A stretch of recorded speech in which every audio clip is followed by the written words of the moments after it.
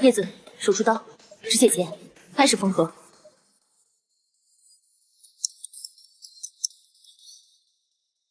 手术完成，剩下交给你了。你看看这缝合，那是，你也不看看自己。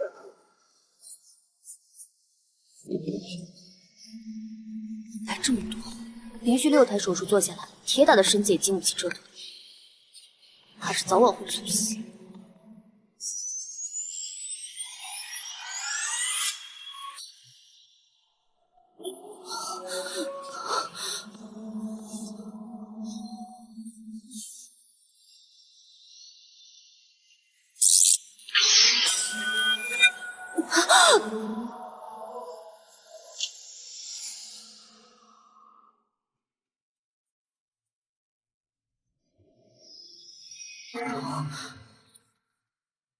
这是哪儿？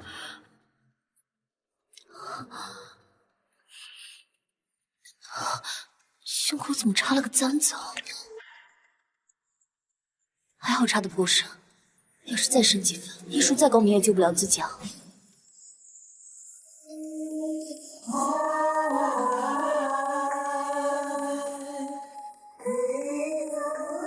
王爷，袁青林，本王如你所愿，与你圆房。可从今往后，本王与你形同陌路。你果然恨我。恨！你不配！本王只不过是厌恶你，在本王眼中，便如那除臭般的淫虫叫人憎恶。不然，本王又怎么靠喝药才能与你圆房？1年了，我加入王府已经1年了，你难道就没有片刻的心疼过我、爱过我吗？爱，你也配！要不是1年前你下药爬上本王的床，又仗着是晋侯的女儿，逼着本王娶你，本王怎么会失去民粹，失去太子之位？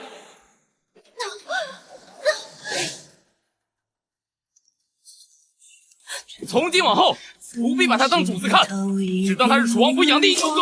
将脸滴上春光，前世今生如何能忘？未曾想，这情一字多么长。我输了，1年了，我都没捂热你的心，我彻底输了。既然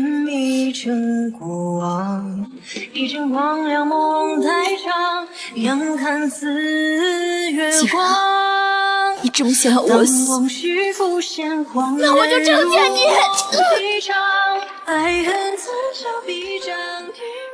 我这是穿越了。这原主不但搅黄了楚王的婚事，还害得他失去了皇帝的信任，难怪这个王爷恨不得他死。不行，我得想办法保护自己，和这个王爷合离才行。王妃若真的想死，等王爷休了你，回去再死，免得脏了王府的地，再给王爷沾了晦气。哼！不好了，我哥从皇顶上掉下来了！快去叫大夫！大夫，有人受伤了。我哥，别不远，你儿子受伤。叶子、棉花、针、烈酒，让快！滚开！不要碰我的孙子！若不是你叫他上去摘桃花，他也不会掉下来，戳伤了眼睛。王妃何必在这里惺惺作态？秦嬷嬷，这孩子伤得不轻，要是不及时救治的话，会有生命危险的。滚开！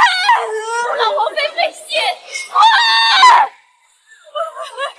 我哥，那小孩受了那么重的伤，如果没有抗生素，伤了眼睛不说，还可能因为伤口感染丢性命。要是我的药箱在就好了。啊，这不是我药箱吗？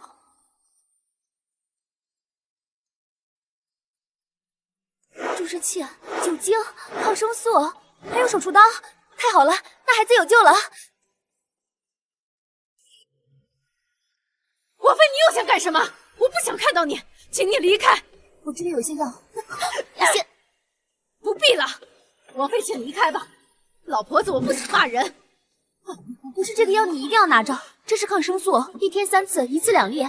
这孩子不吃的话，病就……王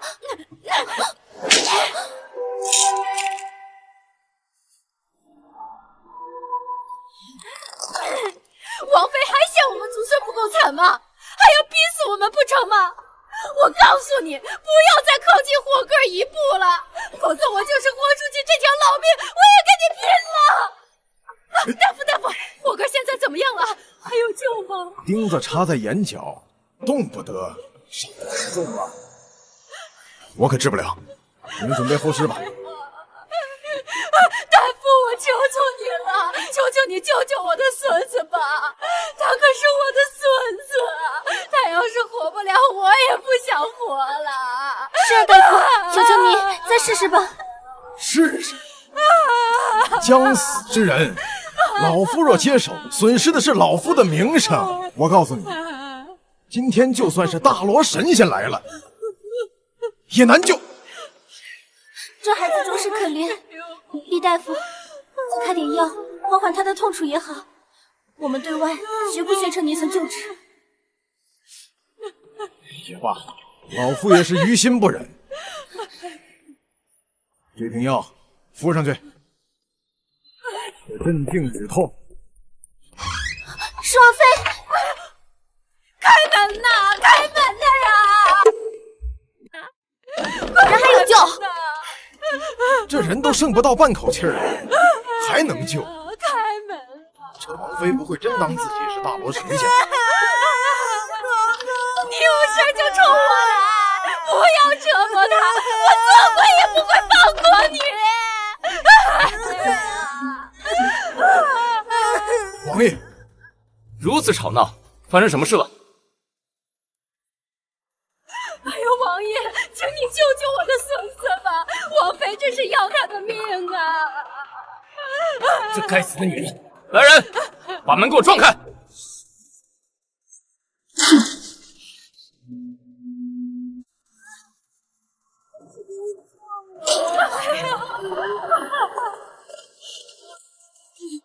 要了我的命啊！王爷，王妃的心怎么这么毒啊？这是要活活的把我们逼死啊！王爷，你倒不如说，直接给老奴跟火哥一个痛快吧！这只是一个清创手术，手术很成功，而且他已经……找死！宇浩，你疯了吗？你没看见我在救人吗？你凭什么打我？你这是干什么？王爷，老夫行医半辈子了，还从未见如此方法救人。你看那么多的血，这分明是谋杀呀！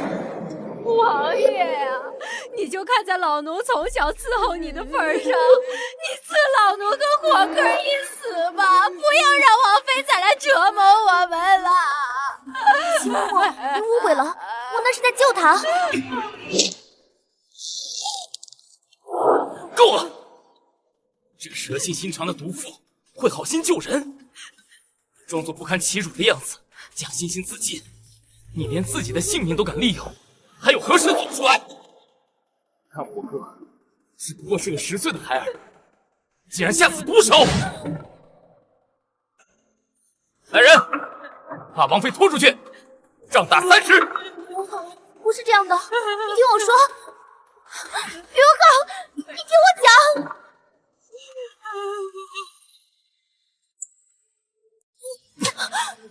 袁清灵，你可知错？我救人何曾这样？既然死不悔改，打！你不能！把他嘴给我堵上！这就是古代吗？连救个人都是这般的艰难，竟然都要付出生命的代价。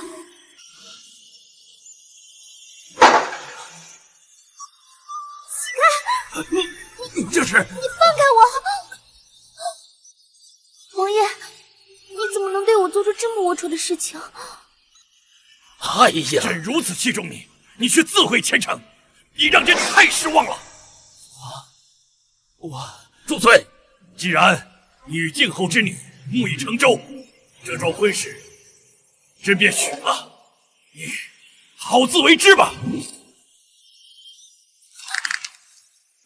孙子，元气娘，你的苦竟是咎由自取。哎，王爷，王妃昏过去了，你要不要请大夫来看看？不必，此等不负，死了更好。王爷，王妃毕竟也是靖侯的嫡女，要是靖侯问起来，如何交代啊？还需要如何交代？把她拖到柴房去，死了便对外报，王妃暴毙。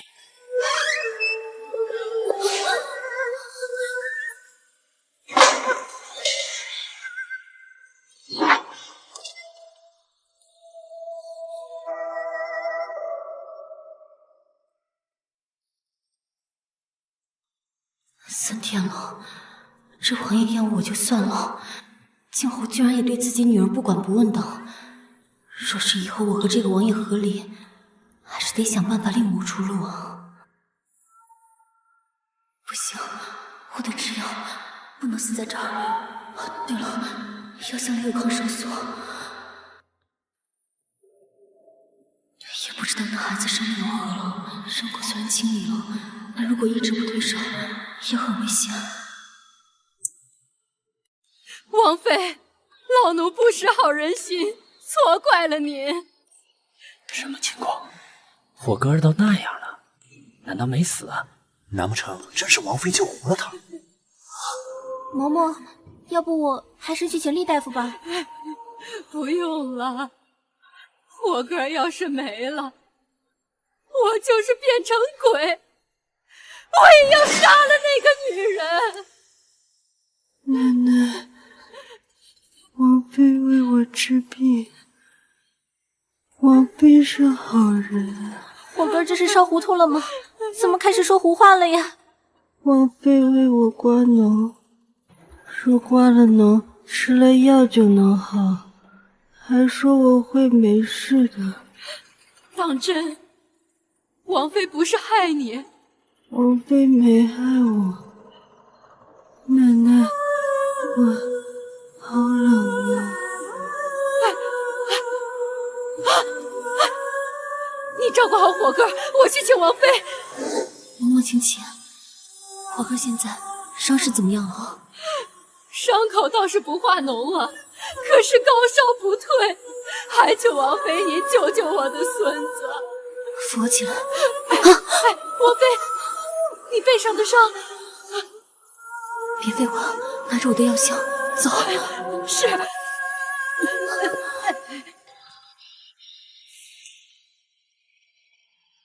这庸医害人，竟用3七粉外敷，怎会不引发感染发炎啊？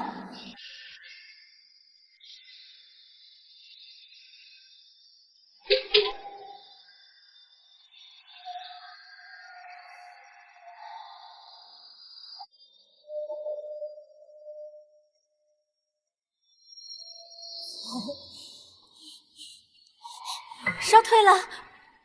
哎呀，多谢王妃！当日老奴口不择言，错怪了王妃，还请王妃责罚。嬷嬷，您请起。这件事情本来就因我而起，我救他也是应该的。只是今日的此事，还请二位须得保密。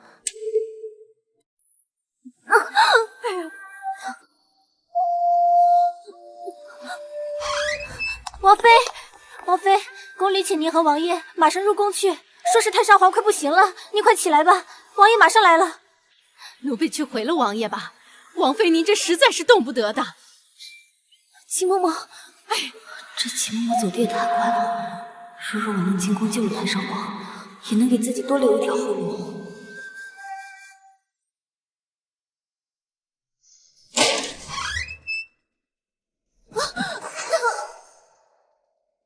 你给本王装死是吧？要么马上去死，要么滚起来！更衣，随本王入宫。还有，本王警告你，休有什么花招，若在太后面前再胡言乱语，一定要了你的命！杀人不过头点，你何必欺人太甚？当真我不敢杀你吗？王爷，手下留情。给他更衣，再灌一碗紫金汤，让他撑过半天。绿芽，快点弄热水、药粉，快，再熬些紫金汤。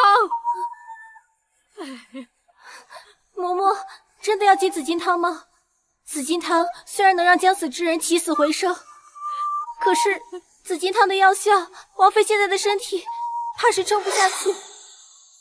还能怎么办？若是不进，恐怕王妃的命她都保不住。哎呀，别废话了，快给王妃起来！王妃，快喝，喝下去就会好起来的。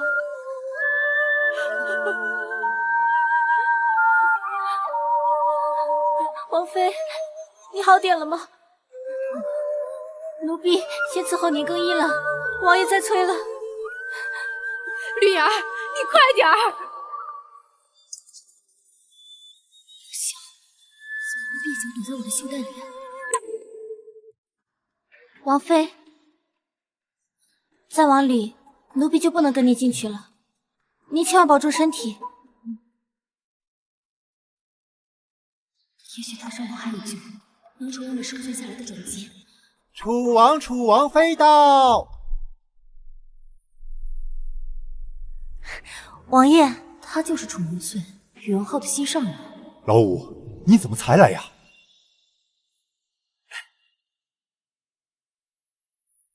五哥，您怎么把这个草包带过来干嘛？还嫌父皇不够头疼吗？王爷慎言，浩哥哥，齐王应该只是关心你，你莫生他的气。五哥自然知道，我只是讨厌这个草包罢了。齐王，我想你不应该针对我，你应该针对的是你五哥，毕竟是他对你的媳妇念念不忘。袁麒麟，楚王妃，我想你一定是误会了，我跟浩哥哥清清白白的，你这样说话的话，让我和浩哥哥如何自处啊？就是，明翠和我五哥哪有你这个毒妇想的那么肮脏？你的心真大，你是不知道原先宇文浩应该娶的是她吗？闭嘴！你没事吧？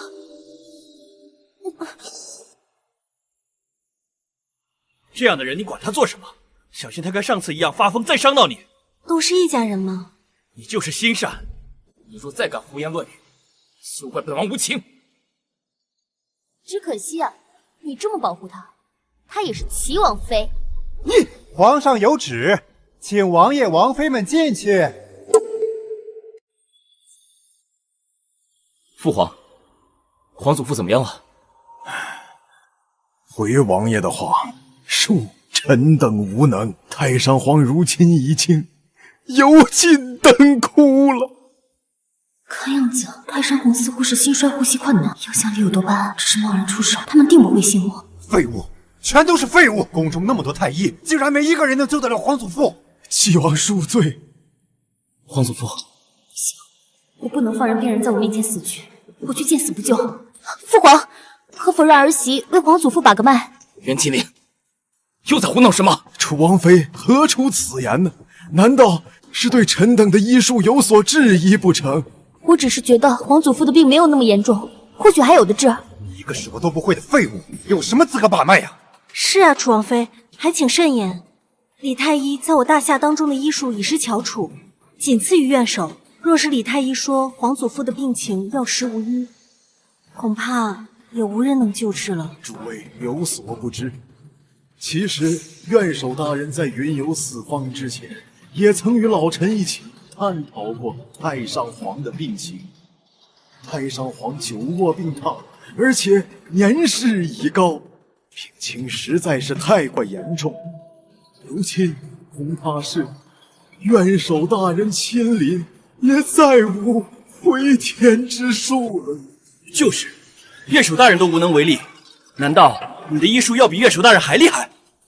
你怎么知道我不行啊？万一我比院守还厉害呢？哎，楚王妃，此言差矣。院守医术天下闻名，世间无人能及。老夫行医40余载，也不敢在院守的面前班门弄斧。如今楚王妃竟大放厥词，难道就不怕闹出笑话吗？这大千世界无奇不有，唯一者最忌闭门造车。院守大人厉不厉害我不知道，我知道的是，皇祖父的病我能治。哼，大言不惭，大言不惭！拜见皇上。微臣听闻太上皇病重，便立刻日夜兼程赶来。微臣来迟，还请皇上恕罪。爱卿快请起。皇上，微臣刚才听闻有人能医治太上皇的病，这可是头一次有人质疑老臣的医术。老臣想知道他是何方医术大能，老夫好去拜会拜会。院守大人，哪里什么医术大能？明明就是我五哥那不学无术的草包王妃。哦，楚王妃，难道你懂医术？他会什么医术？不就是想出风头？也不看这里是什么地方，还敢在这里大放厥词？齐王慎言，你以为所有人都像你一样喜欢哗众取宠？更何况我从来不拿病人的生命开玩笑。五哥，你还是快带你草包王妃回去吧，别在这里找死。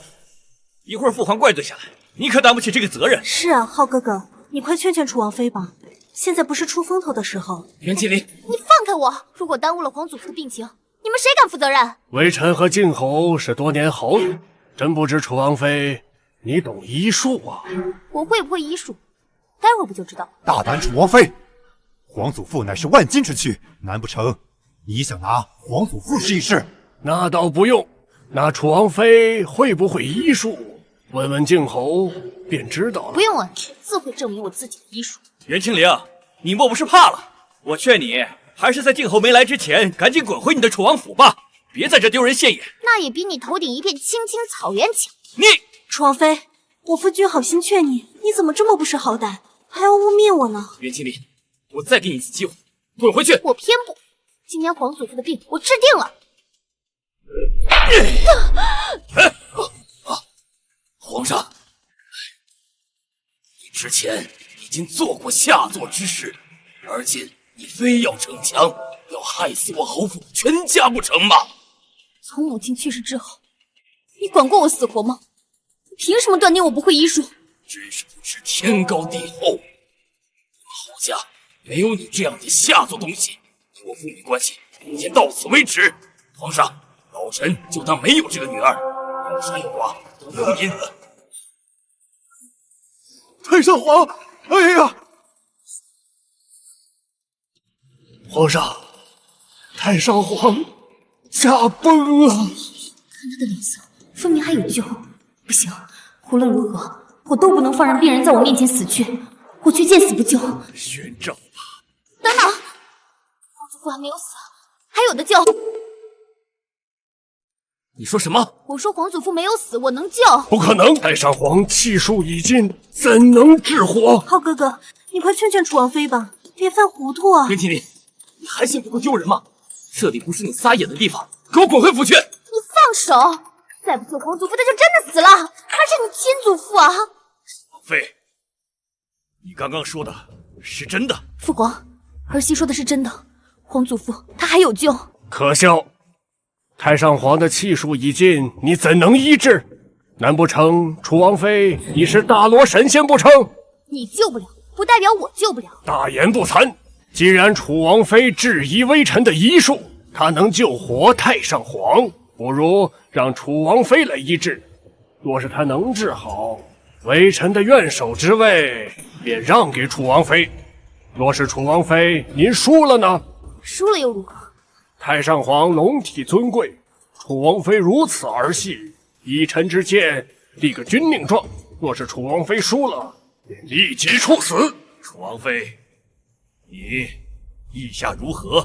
父皇，别听他胡言乱语，他根本不懂医术，快下跪认罪，休得胡闹。父皇，儿媳觉得甚好，就听太医的吧，立军令状，定生死。若是儿媳赢了，袁麒麟，就请父皇惩治院守之罪。楚王妃，若是你今日真能医治，就当老夫学艺不精，便以死谢罪。朕准了。谢父皇。你最好是有十足的把握。那你就看好了。住手！你拿的什么东西？你管他什么东西？你救皇祖父不就得了？放手！能不能翻身就看这一次了。你疯了！竟敢当众行刺皇祖父！你干什么？我在救他！你放开我！救人？没有见过你这样救治，看来楚王妃是师从高人啊！师从高人？我看这个草包不知道从哪儿看到这是荒唐的东西，居然敢用在皇祖父身上。王妃，作何解释？父皇，不管用什么治疗手段，只要最后把皇祖父救活不就可以了吗？父皇，你看，他还在这个样子，你快下令治他的罪啊！一炷香的时间，如果一炷香之后我还没有把皇祖父救好，儿媳甘愿领罚。一炷香以后，如果父皇还是没有醒，就要了你的脑袋！来人，殿下！孽女，我今天要打死你这个孽女！父亲，我现在是奉旨救人，你若是对我动手，小心治你一个妨碍救治太上皇的罪！我怎么生出你这么个孽障？你这是要害死我，害死我侯府全家吗？那就请父亲保佑我救治好太上皇吧，不然的话，你们都得跟我一起死！行，你行，哼！你可有把握？不然我让你死得更惨。现在没有人比我更希望太上皇醒过来，快放手，再不救就更来不及了。口腔无异物，瞳孔开始发散。大胆楚王妃，你这是大逆不道！我这是。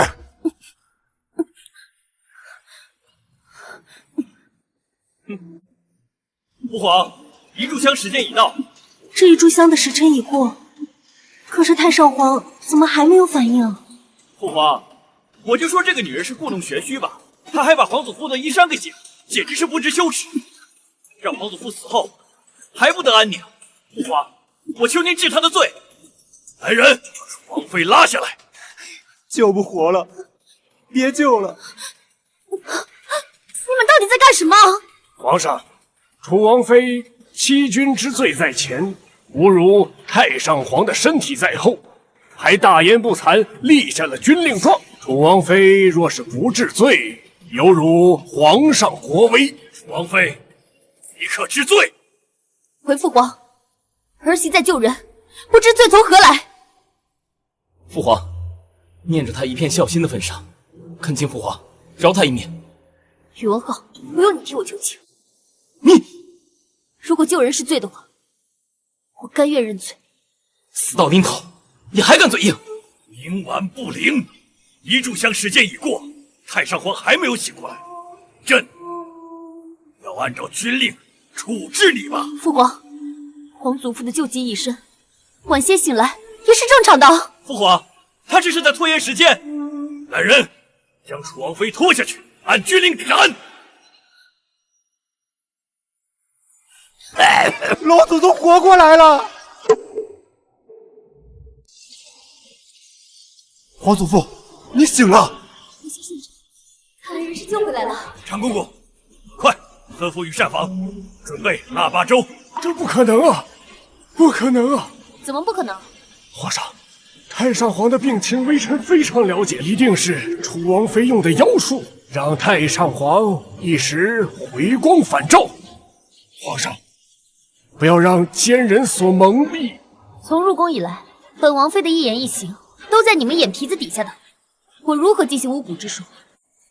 元首大人，如今你这么不愿意相信，难道你不希望太上皇醒来？你一派胡言！父皇，先前元首大人一直阻挠儿媳救治皇祖父，甚至不惜立下军令状。如今皇祖父已醒，还请父皇替儿媳做主。赵仁德剥去院首一职，杖责30，打入天牢，听候发问。李承则医治不当，杖责30，发配边疆，以儆效尤。来人！饶命啊，皇上！皇上饶命啊！小人得志。希望陛下，我如果没有记错的话，先前你是和太医院的人一起阻挠我为皇祖父看病，莫非你也不希望皇祖父醒来？哎，王爷，小不忍则乱大谋，皇上还在呢。是我眼拙，还请五嫂恕罪。知错就改就好。好了好了，都住嘴吧，不要再吵了。一醒过来就听你们吵，我吵得我脑袋疼。哎呀，谁叫你们跪下的？都站起来！老五啊，你这个媳妇，皇祖父似乎从未见过。皇祖父，他身体一直不好，孙儿便没带他给您请安，免得给您染了病情。姑都已经是垂死之人了，还怕染什么病？切！皇祖父，您不许乱说，您会没事的。老祖宗，腊八粥。什么？姑不配让一个年轻人来伺候。楚王妃，你负责伺候姑喝腊八粥，坐到床上来。此竟然失效了，如今感觉到痛了，哪里能坐着？孙媳妇不敢。叫你坐，你便坐。是。紫金汤失效了。这人间烟火，没想到姑还能再吃上一口，伺候的不错。这几日你就待在姑的身边，事急你们退下吧。老五的媳妇负责伺候姑，孙儿也要留下来伺候皇祖父。放肆！如今太子位移，太上皇是最有资格确定太子人选的。明元帝一定是以为宇荣浩觊觎太子之位，才会想留在霄云殿伺候太上皇。活该！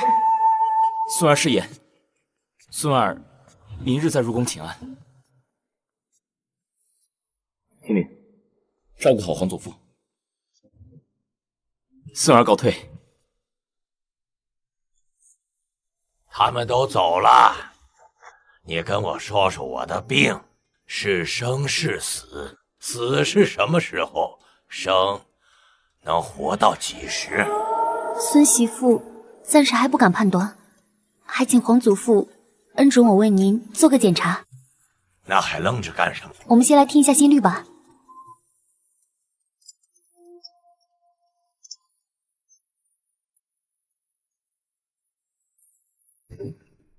以后霄云殿除了楚王妃侍疾之外，其他人就不要随便进入了。是。这罚了，都回吧。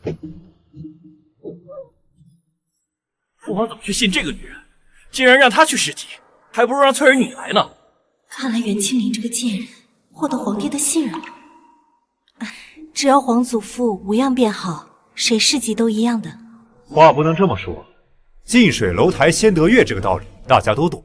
如今皇祖父尚在病榻当中，若得楚王妃细心照料，日后少不了是对老五另眼相看的。这招高明啊，哥哥佩服。大哥的意思，五弟不懂，还请您说。哥哥什么意思？最清楚。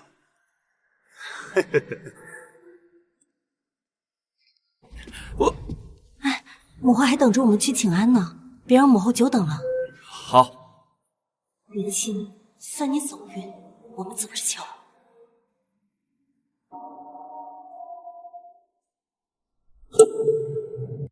王爷，人带来了。王妃最近可有什么异常？你们若胆敢隐瞒，家法伺候。回王爷，火哥的伤啊，不是厉大夫救治的，是王妃救治的。只是王妃她叫我不要跟旁人说，老奴我就不是刻意隐瞒。是他？那本王问你们，可曾见过他有一个箱子？是有一个箱子，箱子里面的东西，奴婢都不曾见过。那个箱子以前也不曾见过。那他最近可有见过什么人，或者他去找过什么人？回王爷，自从王妃被杖了之后啊，就从来没有出过门。这伤啊，也是自己处理的。服了紫金汤，之前嘛是高烧的，服了紫金汤之后，烧是退了，也不知道他在宫里是否撑得住。就凭他以前做的事情，要他的命，过分。看来我还是要进宫才行。伤口越来越疼了，再打一针抗生素，不知道还能不能撑下去。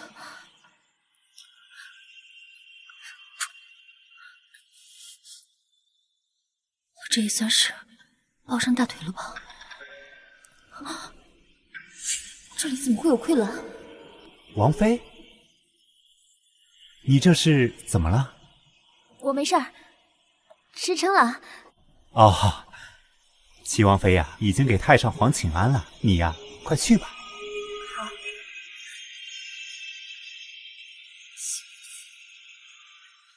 哎，楚王妃，你没事吧？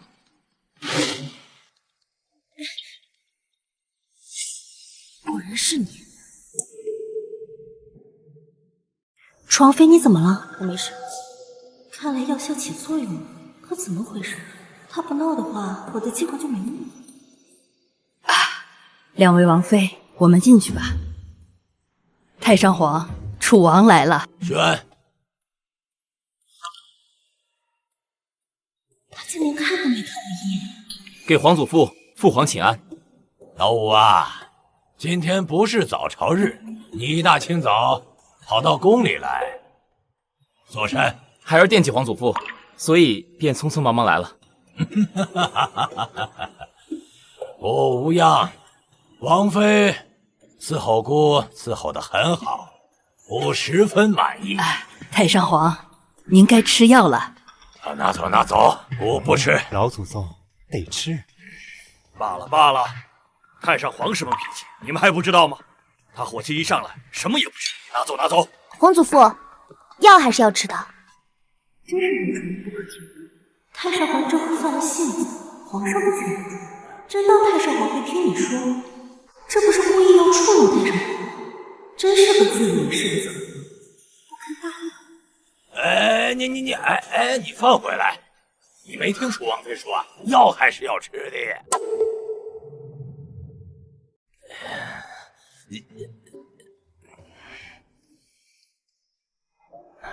老祖宗慢点儿。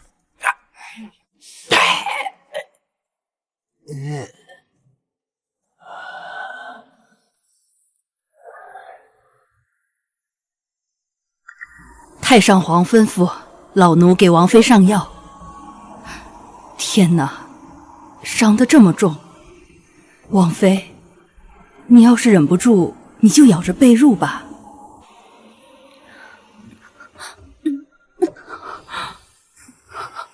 邢嬷嬷，你先下去吧，我跟楚王妃说几句话。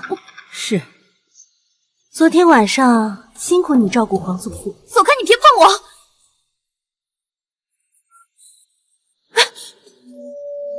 现在没有别人，你何必在我面前假性心疼？怎么，你还想用那种下三滥的手段来害我是吗？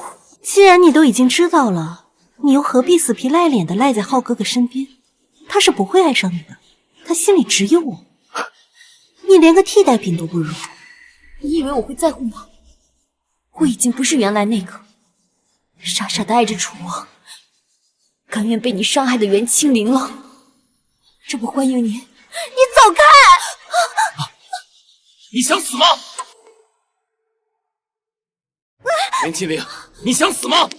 浩哥哥，我没事的，他一向如此，我也已经习惯了。千万不要因为我伤了你们夫妻之间的感情。我们夫妻可没有什么感情，他因为你，我想把我这个正经王妃休了，好为你守身如玉。闭嘴！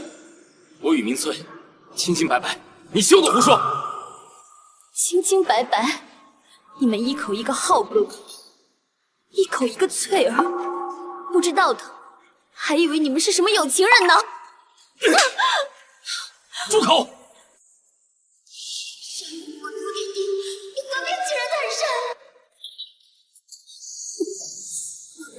你的伤，自从王妃被杖了之后啊，就从来没有出过门。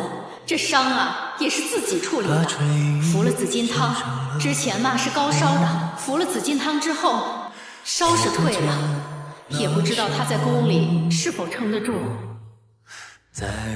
王爷，人心都是肉长的，王妃她伤刚好，你怎么能动手呢？王妃，老奴为您换药。我来。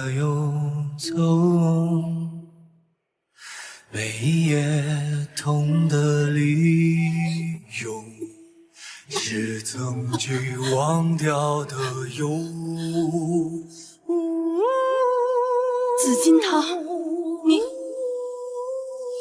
这是谁家的王妃，能遭这么大的罪啊？她犯了什么滔天罪行啊？我这是要死了吗？比我好，我求你，早死之前报休。我死也不想做这个楚王妃。云麒麟，云麒麟，他说死也不做这个楚王妃，可笑！这楚王妃不是他花尽心思、千方百计求来的吗？云麒麟，醒醒，起来说清楚！王爷，你怎么能这么狠心呢？怎么现在变得这么歹毒呢？但不说夫妻之实，就是陌生人，你也不应该这样对他呀！你于心何忍呢？王爷，你还是出去吧。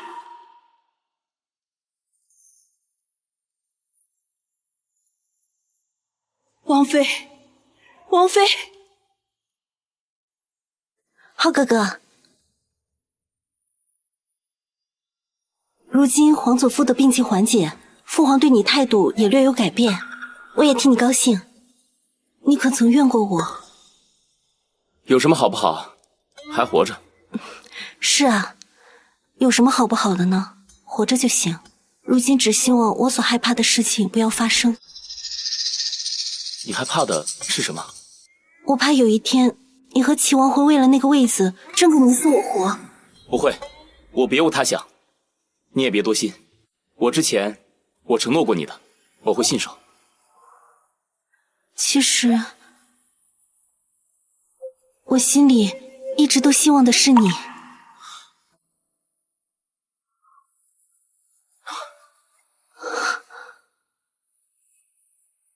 看来宇文浩这枚棋子也不好用了，那便一起除掉吧，谁都不能阻挡我当皇后的路。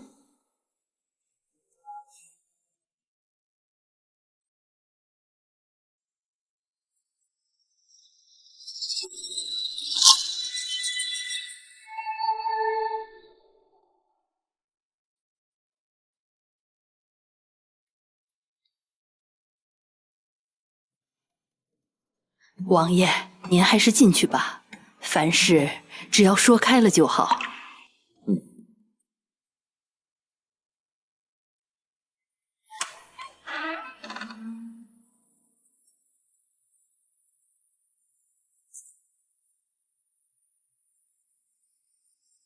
我们需要好好谈一下。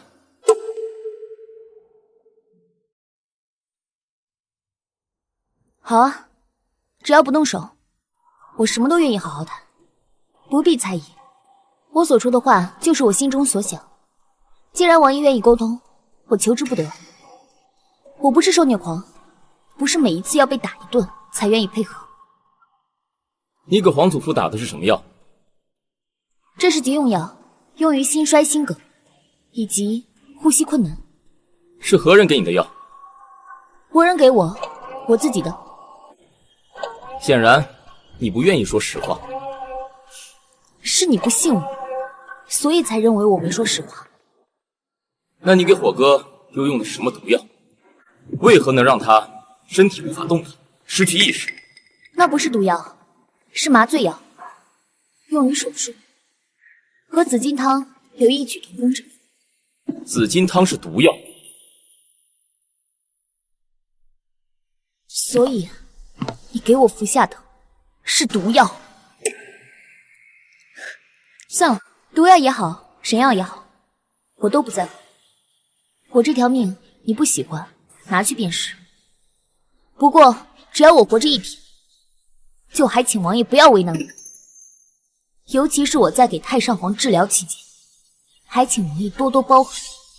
以前的事，等出宫以后，我自会给你一个解释。如果皇祖父有任何差池，都会算在你的头上。若太上皇好起来，这份功劳你也会记在我的头上吗？会，本王恩怨分明。让喜嬷嬷为你服下。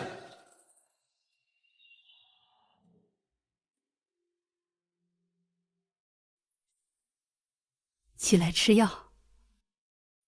什么药？紫金丹。紫金丹又是什么？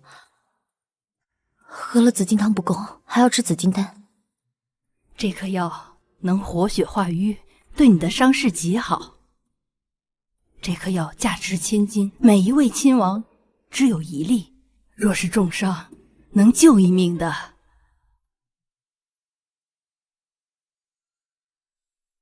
这么神奇，用什么炼的？我也不知道，只知道极为珍贵。王爷曾有一次中箭危殆，都舍不得吃这颗药。来，吃吧。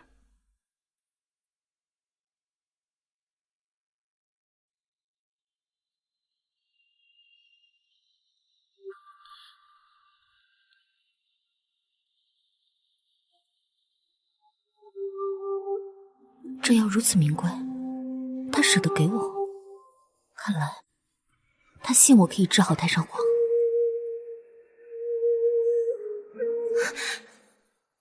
王妃，王妃，福宝的腿断了，太上皇得知背过气去了。如今大殿已经乱作一团，已经派人去请皇上了。哦，对了，楚王让您赶紧到霄云殿去。王妃，太上皇重视福宝，就跟亲孙子似的。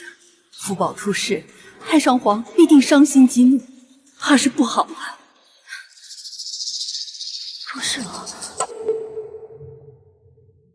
哎呦，能不能瞧瞧这怎么回事啊？怎么办啊？要！楚王妃，哎呀，你快走，快走！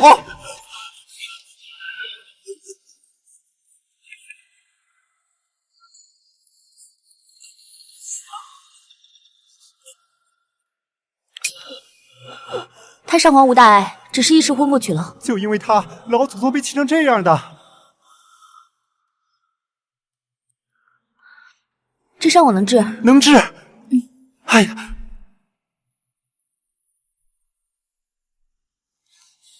哎！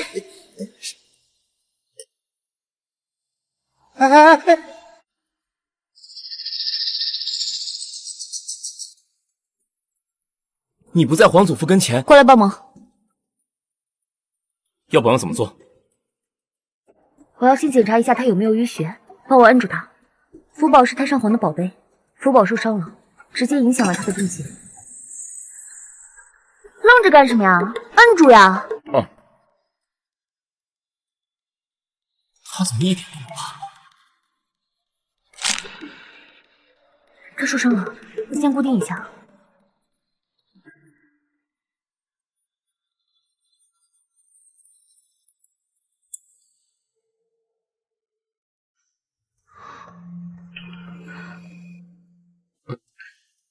谢谢。你这样弄他，他不痛吗？已经打过麻醉了。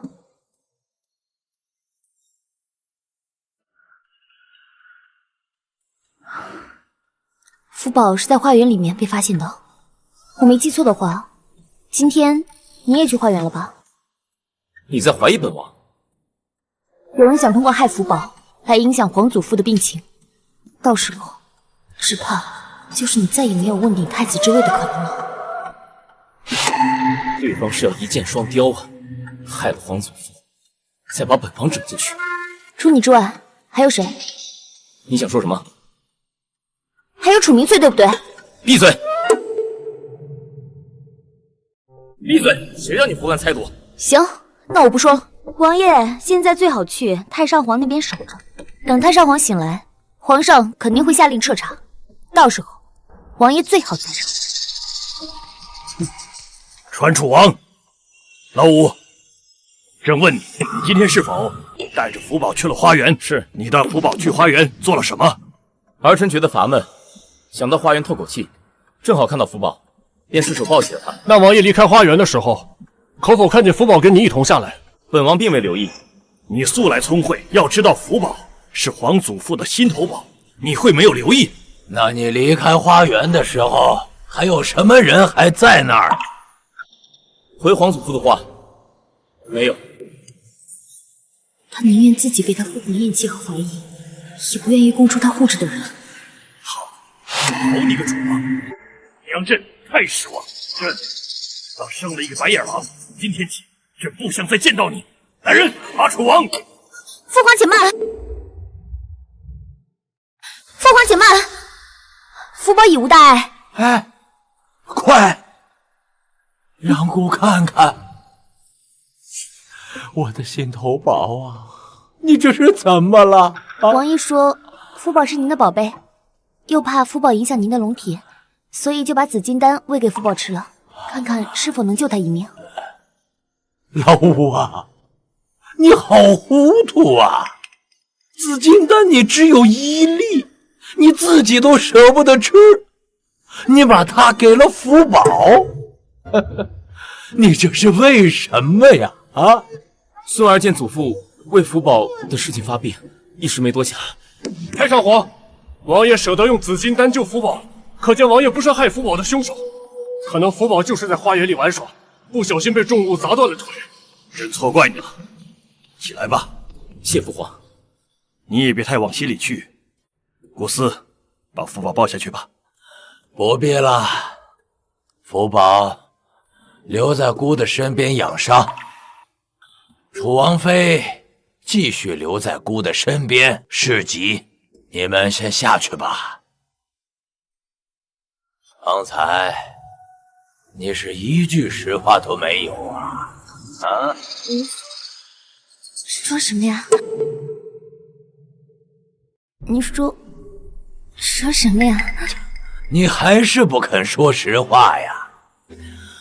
是不是我罚了老五，你才肯说呀？碰他的嘴关我什么事？最好是拿他打一顿板子，30打，这才结婚。福宝的腿是被人拧断的，这个夹板是为了给他固定伤处的。方才在殿中有这么多人，谁是人，谁是鬼，你看得出来吗？看不出来。那就好好看，只要心够静，眼睛够犀利，魑魅魍魉就会慢慢的浮出来。人的野心是藏不住的，等你看明白了，姑再告诉你怎么去对付他们的办法。那既然你已经看出来谁是人谁是鬼，为何还不出手？因为除不尽，人的野心会吞噬人的本心。我除掉一个鬼，就有无数个人变成鬼。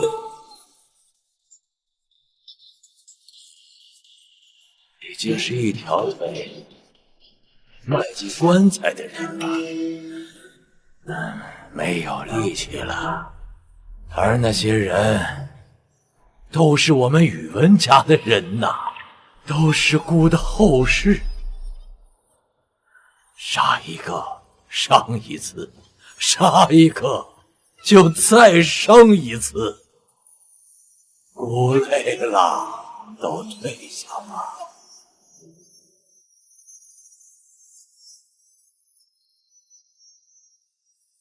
告诉我，是谁害的你？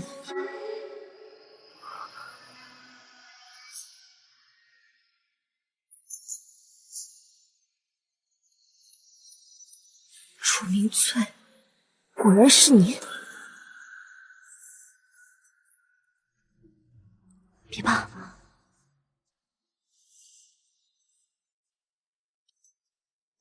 楚明翠，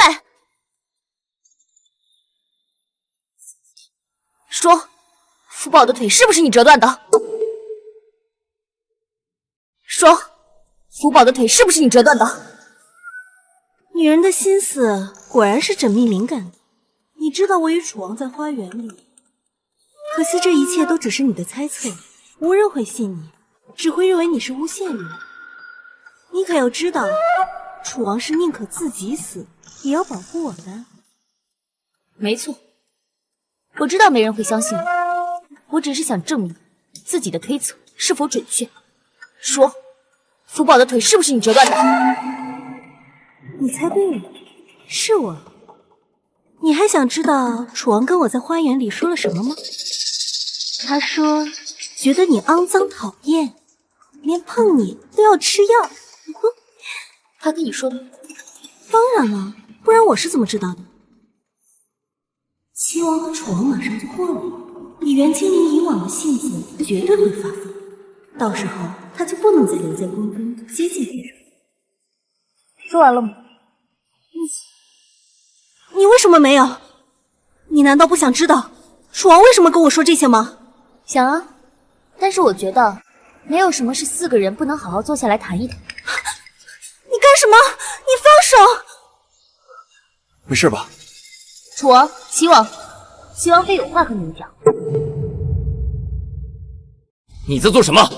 浩哥哥，你别怪他。刚才我只是与楚王妃聊了一下闺房之事。想拆穿我，哪那么容易？这里可不止楚王一人，还有齐王在。但凡知道羞耻的，都不会把闺房之事说出来。你到底想要做什么？方才齐王妃和我说，你和他单独就在这儿。你跟他讲，你只有吃了药才能和我圆房。你更说了，这辈子都不会忘记他。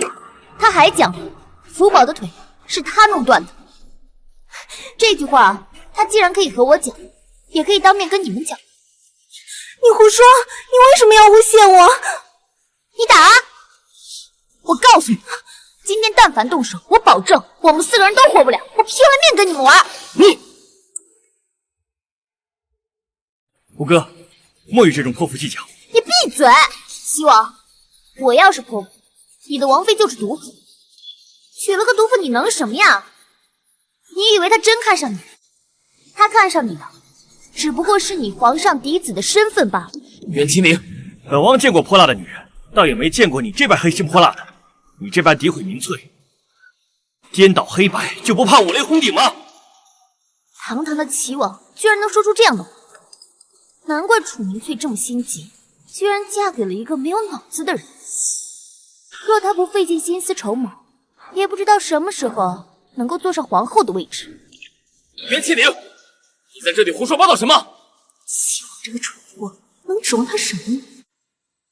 浩哥哥，我知道他恨我，但是刚才他说的话，我是半句都没有说过。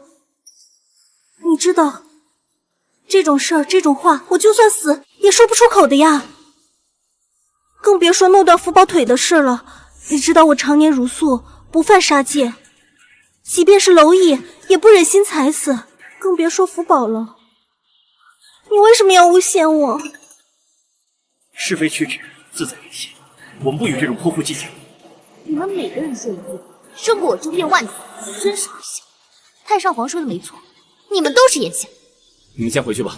好，我们先回去。五哥莫要生气，就当是听了一个疯子的话。可莫在皇宫里打了王妃，这要是传到父皇面前，可就更难收拾了。这个蠢货，现在走什么？这事还没说明白呢。还望王爷能还我一个清白。你们先回去吧。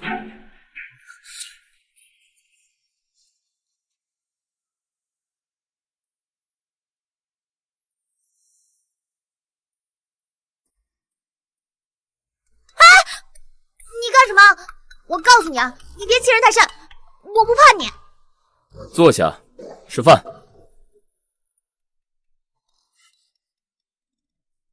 你到底想做什么？不是所有的事情都要一清二楚。本王为方才差点动手，跟你道歉。道歉？你干什么？要打，吃完饭有力气才能打。坐下吃饭。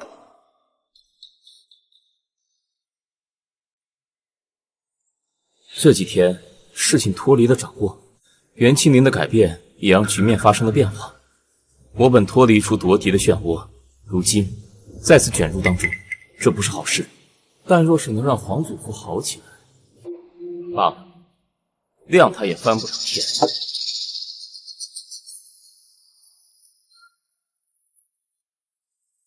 怎么走了？这人今天好奇怪啊！方才这样对他的心上人，他怎么会就此罢休呢？哎，算了，不想了。反正现在抱住太上皇这个大腿了，大不了以后跟他和离，老死不相往来。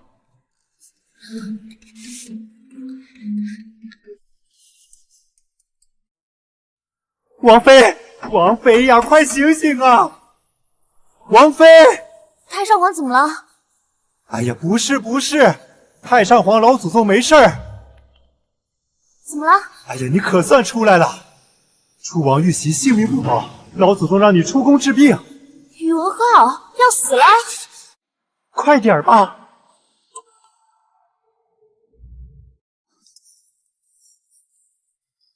御医呢？为什么不找御医？御医已经回宫。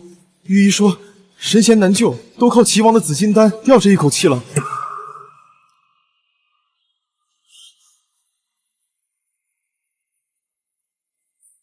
全身18道伤口，腹部中了2箭，双臂、双脚、背部都有伤，心跳混乱，时跳时停，失血过多，无法供血，已经出现心衰。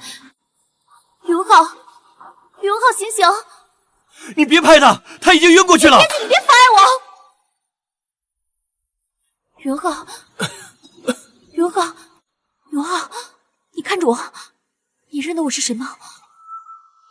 周瑜，你还记得前面发生了什么吗？本王玉玺了，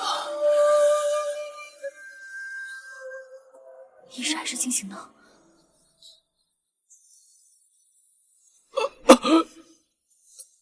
五哥，王爷，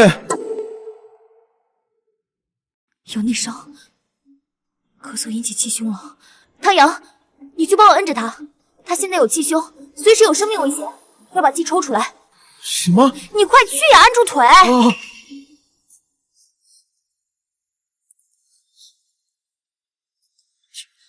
！3、4、5、6、7、8、9、10。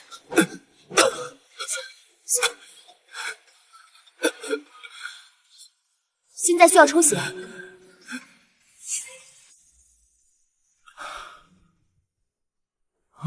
现在我需要测一下你们谁是 O 型血。不要害怕嘛，就说1点就好了。别问！哥，你别动，抽着血呢。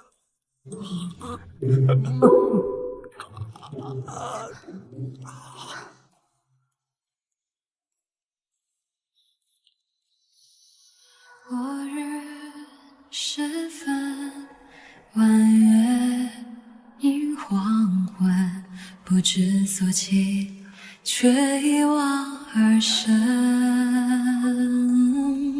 千篇你的紫金丹算是暂时救了他一命，要不然他撑不到现在的。那他会没事的，对吧？不好说。紫金丹不是仙丹，暂时稳住他的情况而已。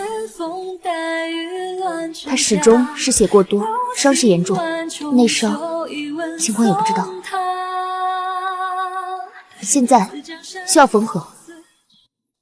缝合？伤口？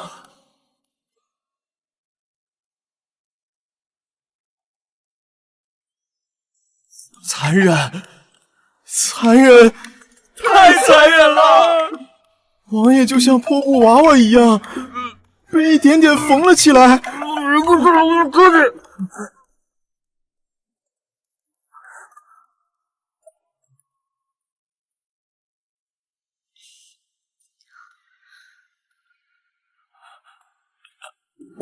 五哥现在怎么样了？好些了，但是需要观察过今晚才行。浩哥哥，浩哥哥，我来迟了。我也是，谢谢齐王妃的关心。你我情同如兄妹，这个谢字就不必多说了。到底是什么人如此这般狠心啊？若让我知道是谁，定活剐了他不可。想必王爷心里有数。浩哥哥，你若知道是谁的话，不妨说出来。你这么关心凶手，怎么不关心一下浩哥哥的伤势病情？我也是一时着急，没有什么其他的意思。行了，别说了。你五哥伤势这么严重，就不能让他消停吗？凶手自有京兆府的人去调查。明翠，别管他。我送一下他们。把门带上。好。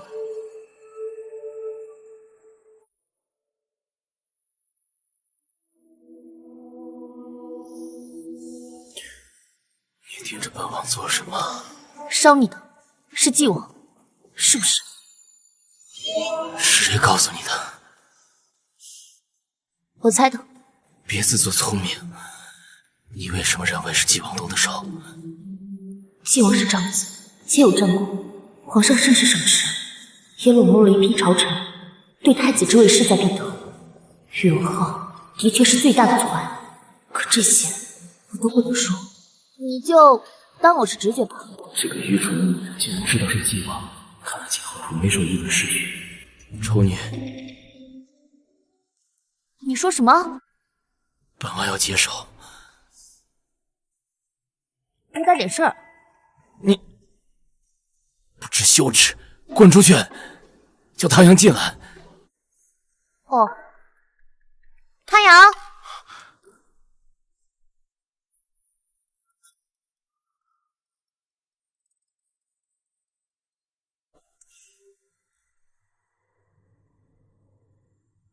王妃可以进去了。王妃，等一下，王爷还有一处伤口，不许任何人处理。方才属下偷看了一下，似乎有些发红起脓了。还有伤口？怎么可能啊？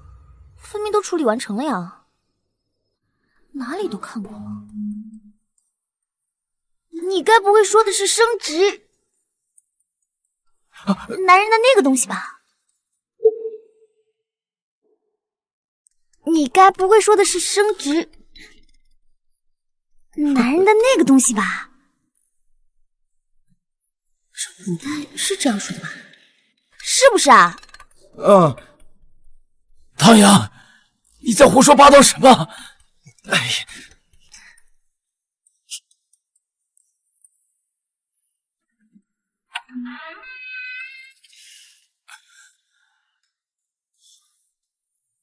听汤阳说，你有伤口没有处理？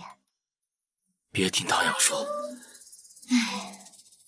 对待医生呢，你不要隐瞒病情。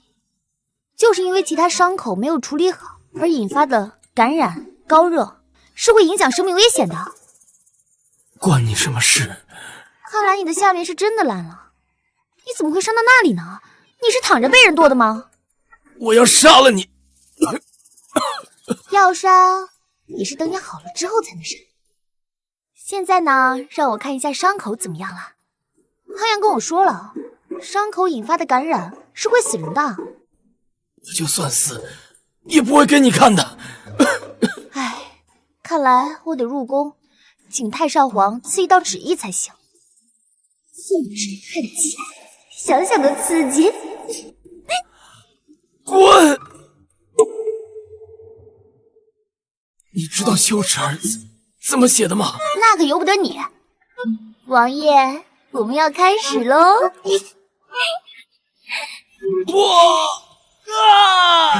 不好，王爷有危险！属下来了，王爷！还不滚！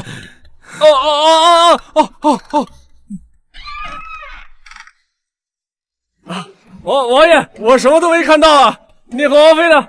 我没看到，没看到。我先退下了，晚安。袁清宁，别急嘛，王爷，马上就好了。你这伤口都见骨了，再进1寸，你这子孙根都不保了，也会影响你的男性功能。你闭嘴！以后等你玉女的时候，就会感谢我的。岳麒麟，本王要杀了你！啊！楚王妃，太上皇中毒昏迷，皇上请您入宫走一趟。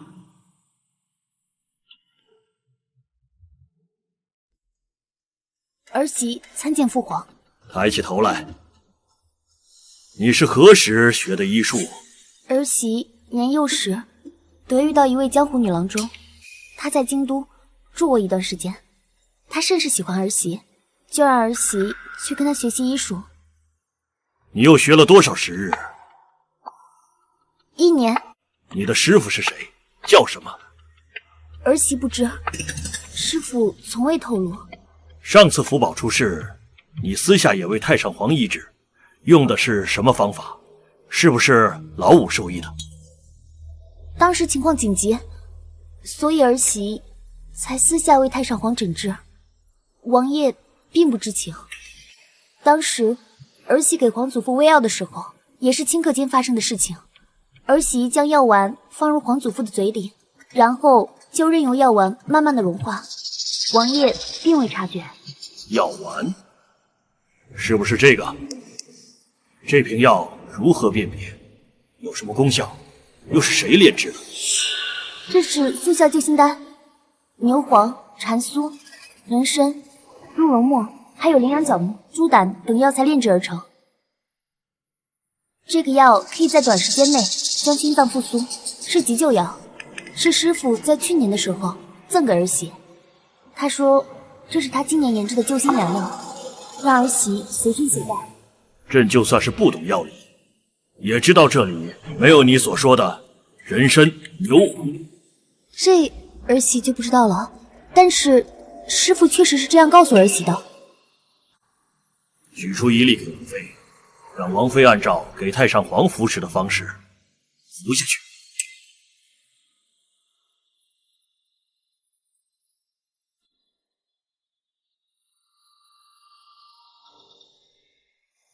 送王妃到西暖阁，顾思，你好好照顾她。是。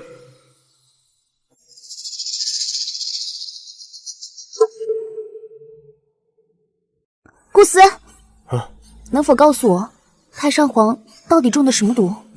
你问那些干什么？皇上既然知道蛇底丸的服用方法，就应该是当时在场的人。宇文浩排除，在场的还有纪王和楚明翠。纪王应该更在意宇文浩的行为。如果是楚明翠，他不会跟皇上说，而是会告诉皇后。皇后并未看见我给太上皇服药，皇上为何如此笃信皇后的话？你怎么？这皇宫还真是一个人吃人的地方。不知宇文浩会怎么样做？他会信我吗？会来救我吗？王爷，王妃这个时候还没回来，多棘手啊！本王要入宫。王爷，王爷，京兆府的人来了，说是奉皇命而来的。刺客招供说他们是楚王派来的，皇上因此震怒，要王爷在楚王府禁闭，无旨不得入宫。荒谬！王爷派出杀手去杀自己，这么拙劣的陷害，皇上看不出来？王爷，敌暗我明，实在不宜轻举妄动了。入宫禀报，免受本王认罪。刺客既然已经自尽，就一定不会再留下任何把柄。本王注定是只哑巴亏了，在这件事情上做文章没用，只能希望袁清灵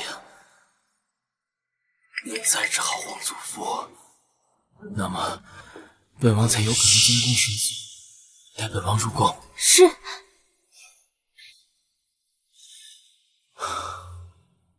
袁清灵，本王再相信你一次，你可别让本王失望。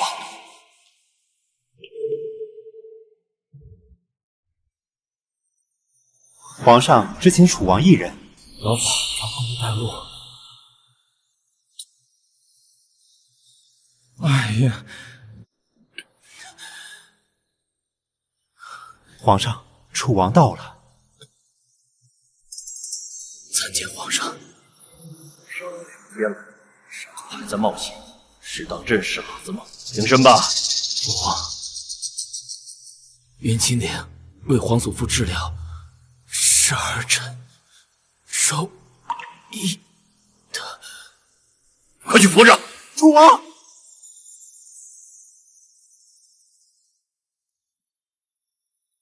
他怎么能入宫呢？他这个样子，连下床都不行的。他的伤口是你帮他处理的？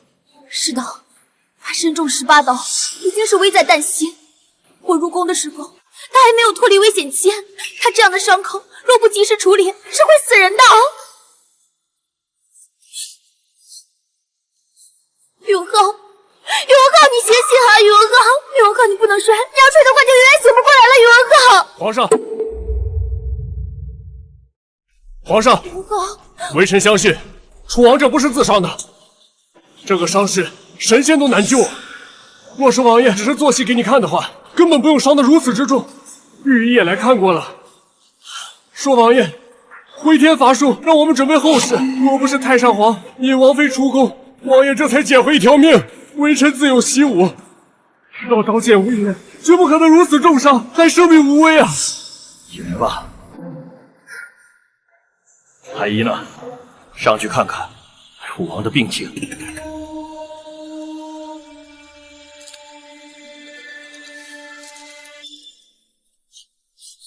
皇上，王爷的伤势过重，恐怕……什么？你起开！快把他的裤子扒下来！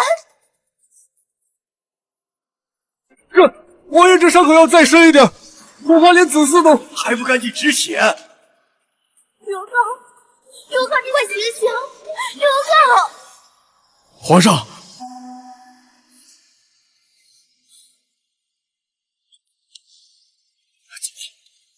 老五怎么没有气息了？老五！永浩，你醒醒！永浩！皇上。王妃，你疯了！别放我！拉开他！永浩！王妃，让他过来，见他最后一面吧。有呼吸了，他有呼吸了！王爷，皇上，王爷命不该绝呀！神奇，太神奇了！上天庇佑我！皇上，王爷的伤势渐渐转稳，是紫金丹生效了。那就好，好好照看。我们走。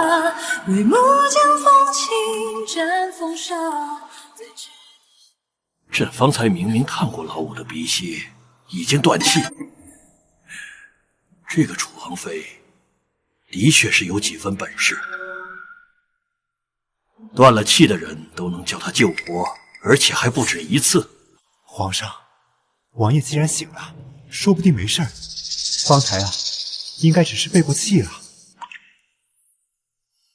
皇上，刺客一事还需谨慎呢。哭什么？本王还没死呢。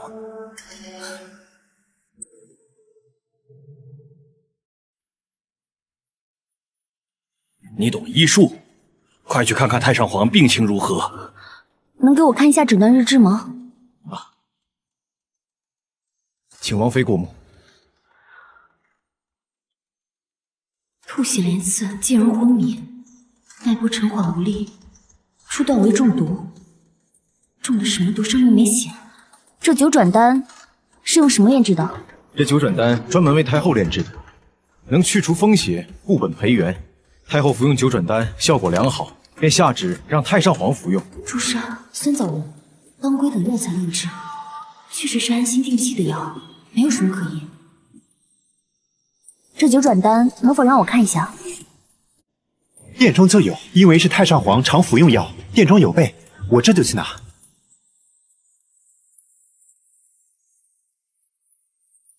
按说应该是3颗，怎么少了1颗？少了1颗，你确定吗？确定，每天都是咱家给太上皇服药，最后一次也是咱家给药。清楚记得里面有3颗，当时打了一个闪电，给咱家吓了一跳，药全都掉到了地上。我把药捡起来摆放好，反正就是3颗。这药曾经掉到地上，是不是顺序乱了？这顺序乱了又不打紧，这药都是一样的。我看未必。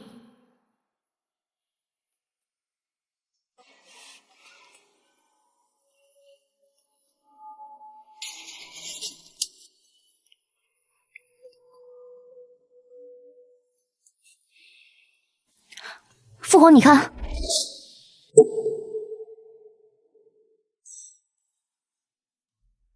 这2颗药不一样，是怎么回事？这不可能，这药是一炉炼制，怎么可能会出现2种颜色呢？海景公公，帮我看一下，到底哪个是有毒的？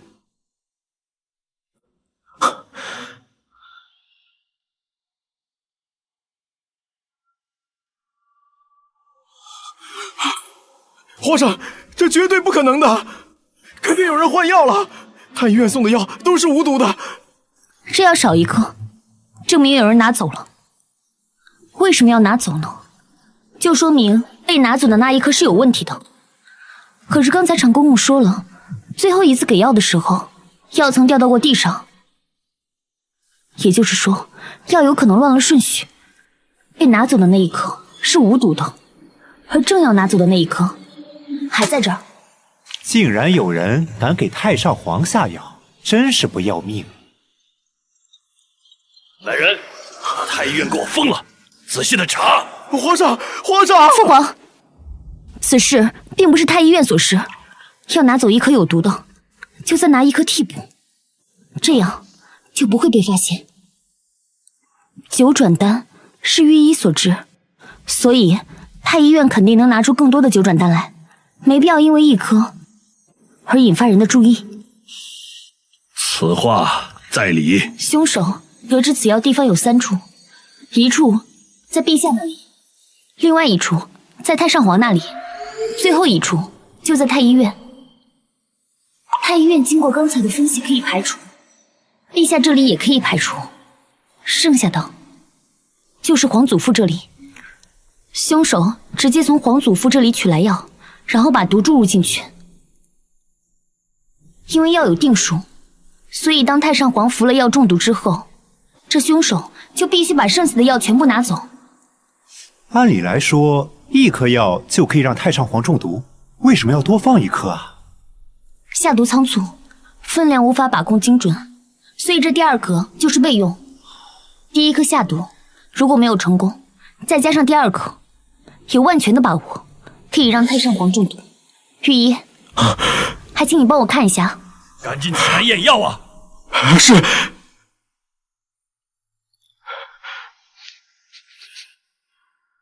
这是紫藤毒，微尘可解。但是这药能接触到的也只有喜嬷嬷，其他人也接触不到啊。是。长公公跟喜嬷嬷在太上皇身边侍奉多年，忠心的很，绝不会对太上皇下手。去，把所有能入殿的人都找出来，仔细的查。是。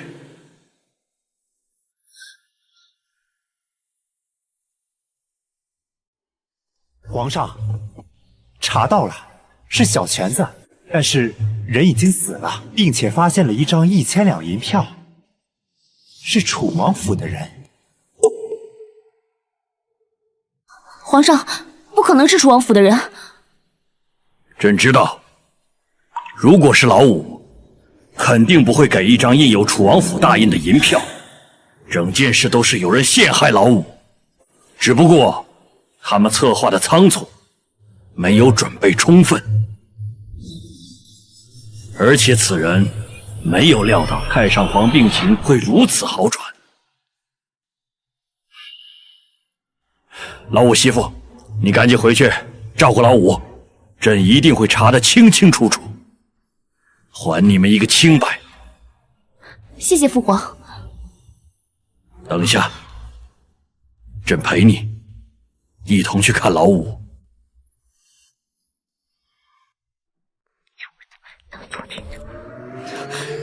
什么？你是说父皇没有怀疑袁清灵了，还允许他去看了太上皇？这么说来，皇上不仅没有怀疑袁清灵和楚王，还对他们加以信任。可恶！该死的袁清灵又破坏了我的计谋，还获得了皇上的青睐。不行，不能坐以待毙，我得想个办法。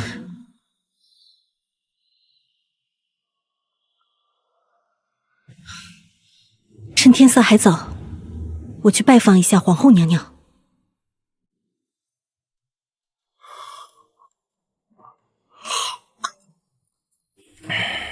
好尴尬，这皇上不用忙吗？还要看儿子秀恩爱。你和老五相处的还好吗？回父皇的话，王爷对我很好，我们相敬如宾。你觉得老五的性格如何？王爷宅心仁厚。你们成亲也快1年了吧？这肚子怎么还不见大？一直都在努力当中，相信在不久的将来就能为您添一枚金孙。好，朕等的就是你这句话，朕就等着抱金孙了。皇上，皇后身子不适，蒙过气儿去了。白家，你懂医术，随朕一同前往。万事小心。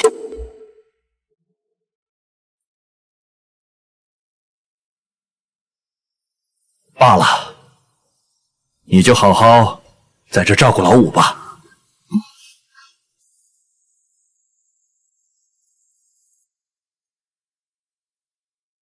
皇后生病，为什么不让我去啊？你就别再管了，你还是好好想想父皇说的事情吧。哎呀，你怕什么呀？还有1年呢，况且你现在也不行了。袁清灵，我杀了你！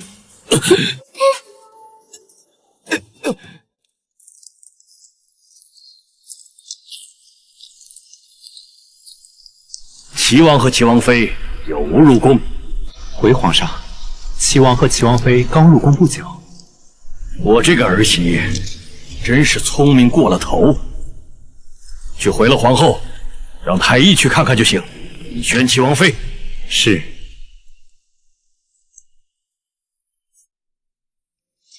参见父皇。你姑母如何？御医说是气血两亏，加上肝气郁结，才会一时见晕。只要好好休养一阵，便无大碍。朕知道你有孝心，齐王妃，好好照顾她。太上皇那边有楚王妃伺候就行。是，父皇。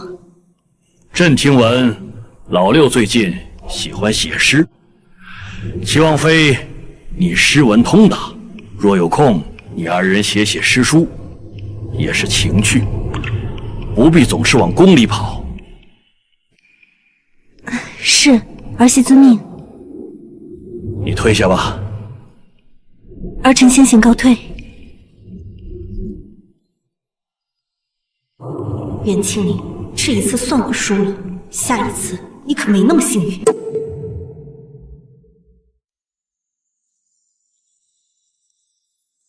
楚王妃，皇上念你救治太上皇和楚王有功，赏你的2串南珠。替我谢过父皇。王妃，看来皇上是真的很喜欢你。这南珠是琉球进贡的，只有太后才有，连皇后都没有的。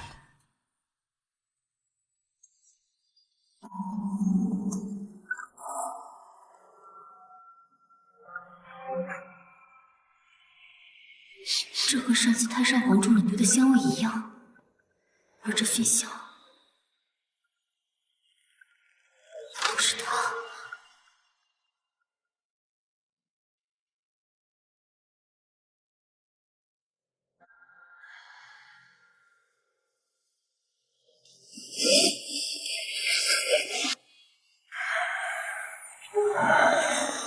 你下去歇着吧。是，皇祖父，你好好休息。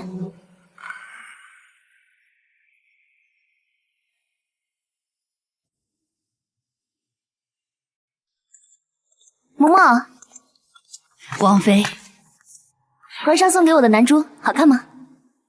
王妃，这南珠金贵的很，每年也只是进贡的时候啊，才有3、4串，都是在太后那里。贤妃也想要一串，皇上都没有给她。贤妃娘娘，宇文浩的亲妈。王妃，您别怪老奴多嘴，贤妃娘娘是王妃正经的婆婆，王妃应该想法多哄贤妃娘娘开心才是。这南珠2串是一样的，能不能孝敬1串给贤妃娘娘？嬷嬷言之有理，那我回头就找人帮我送过去。正好我一会儿要到那边去，如果王妃不嫌弃，我帮您带回去。那就有劳嬷嬷了，就告诉贤妃娘娘是我送的。好。嬷嬷，王妃，我伤痊愈的这么快，全是嬷嬷帮助，这份恩情我一直会记在心里。老奴不敢。去吧去吧。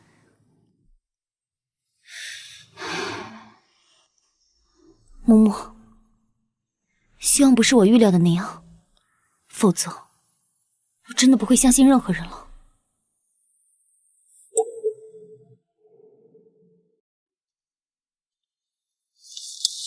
要死不活的，怎么回事？你嘴里能有一句好话吗？太后送你的，这是上等的好南珠啊。不是啊，父皇送给我的。父皇，看来父皇也挺喜欢你的。嬷嬷，王妃，王爷，你相信我吗？你为什么会这么问？我就问你一句，你相信我吗？相信。虽然他救过本王，但曾经做过的事情都太恶劣，本王不会相信袁清烈。一会儿不管发生什么事情，请你相信我，站在我这边。会发生什么事情？你又做了什么大逆不道的事？为什么你总是会认为我做错了什么，而不是别人做了什么？你能不能不要再给本王惹事了？是楚明翠一直在挑事啊！你闭嘴！你不配提他。我以为我们会有一段时间的和平相处和基本信任，原来是我一厢情愿。我袁清烈就是把命丢给你，都不如楚明翠一个虚假的笑。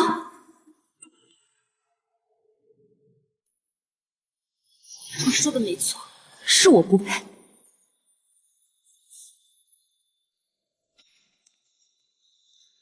王爷，长公公来了。王妃，果然来了。达家奉皇上之命前来收回之前给你的2串南珠。长公公，父皇为何要收回南珠？王爷既然问起，那咱家就多说几句。王爷也休怪咱家太过无礼。王爷若要孝敬皇后娘娘，有的是机会，何必刚得了南珠就着急送过去？袁清烈，你居然以本王的名义去讨好太后！我没有。事到如今，还狡辩什么？把剩下的南珠交给长公公。长公公，这个南珠丢失了，我自会向皇上去请罪。你先回去吧。袁清烈，交给长公公。这件事情是我做的，我自己去请罪。王妃若硬要说是丢失的，咱家也没有办法帮您了。只是丢失的那串南珠被中坤宫的宝姑娘送到了皇后跟前，说是您孝敬。若真丢失，那就是中坤宫的人撒谎了。咱家严禁于此，其中利害还请王妃三思。先回了。这晋侯的女儿和晋侯一样溜须拍马，到底是上不来台面。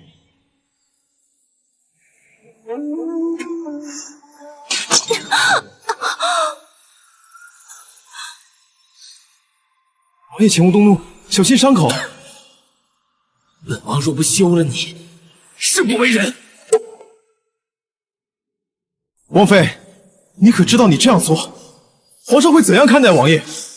你已经害过王爷一次了，求你消停点好吗？放心，这件事情和你没有关系，要杀要剐，我来承担。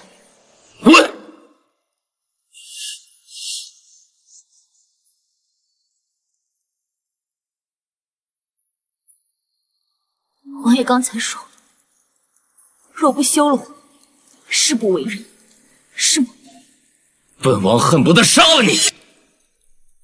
杀了我，脏了您的手，还请王爷遵守诺言。这件事过后，就休了。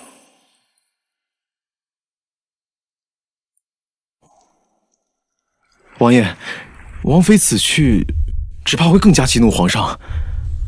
随他去吧。本王在父皇那里已经失望透顶，无妨再增加一次。还以为人情会改变，没想到还是跟晋侯一样趋炎附势罢了。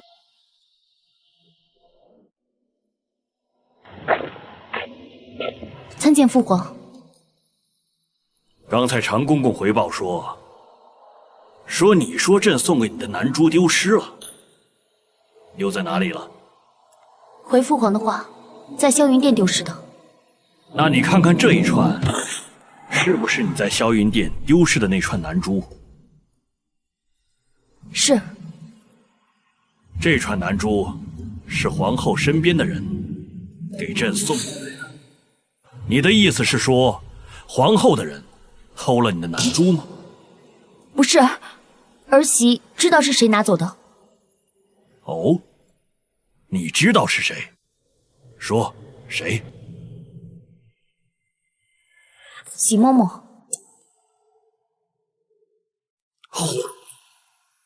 楚王妃，人可以乱认，话可不可以乱讲。喜嬷嬷可是太上皇身边的人。我知道，儿媳也不至于愚蠢到去陷害太上皇身边的人。传喜嬷嬷。是。拜见皇上，见过王妃。喜嬷嬷，南珠是楚王妃让你送去皇后宫中的吧？是。王妃，你还有什么要说的？皇上，能否让我来问？好，真的要看看你还能狡辩成什么样。嬷嬷，有一句话我想问你。王妃想说什么？想说南珠不是王妃吩咐老奴送去中坤宫的。王妃现在不承认，那就算老奴擅作主张了。老奴领罪。是不是你擅作主张，我们心里有数。我想问的是，你为什么要把太上皇的九转丹给换了，然后嫁祸给小犬子？王妃，你胡说什么呢？皇上，儿媳的胆子再大，也不敢胡乱编排，污蔑太上皇身边的老人。嬷嬷，想必太上皇之前待你也不薄，为何要害他？你可有什么证据？喜嬷嬷，是不是一定要到太上皇跟前，你才敢承认？反正你已经害过他一次了，想必你也不会再担心他因为你气到旧疾病发了。那不如就到太上皇宫前对质吧。不能去太上皇宫前。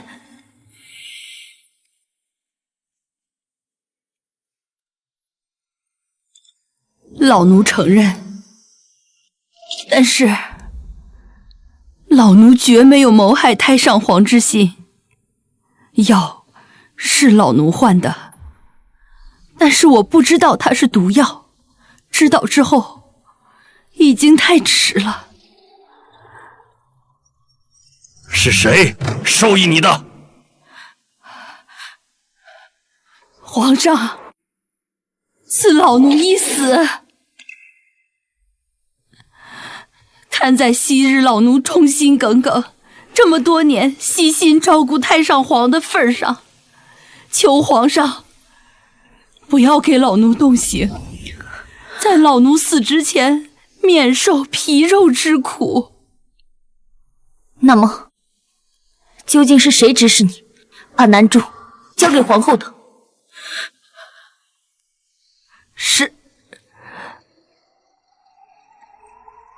是齐妃娘娘的意思。齐妃娘娘说，她恨楚王妃当初使计夺走楚王，因此要报复于她。老奴没有什么话再说了。皇上，赐死老奴吧。喜嬷嬷，朕自小也是你带大的，你既然说没有害太上皇的心，朕信你。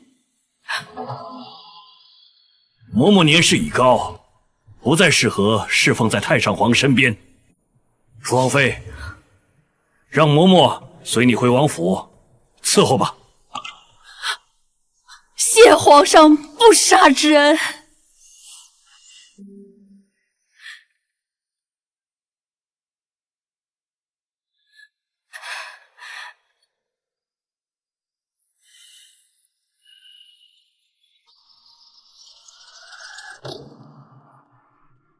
你早就知道喜嬷嬷会将南珠送去皇后宫中。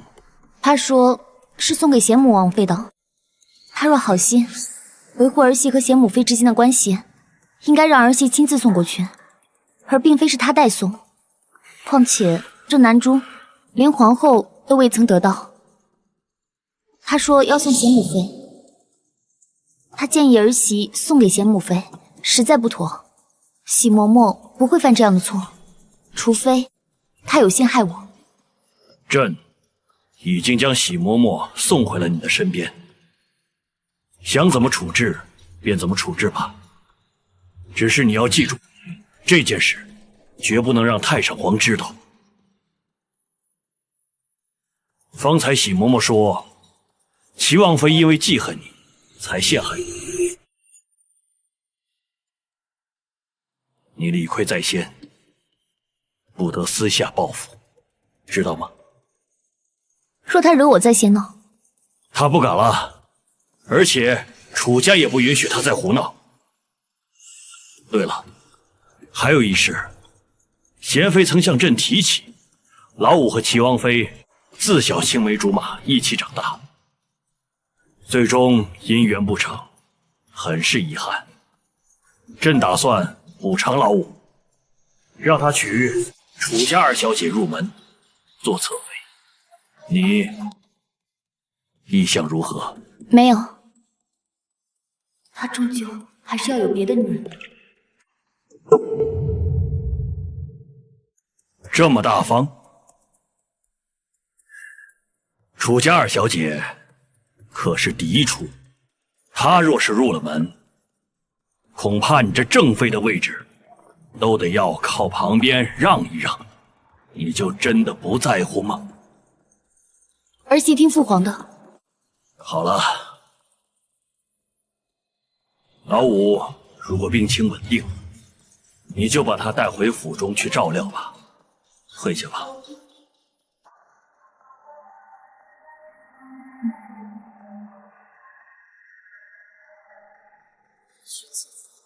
皇为什么不好？娶了侧妃便碎了他的心愿，以后他们夫妻和睦恩爱，不会再来找我的麻烦。我巴不得他娶10个8个。烦死了！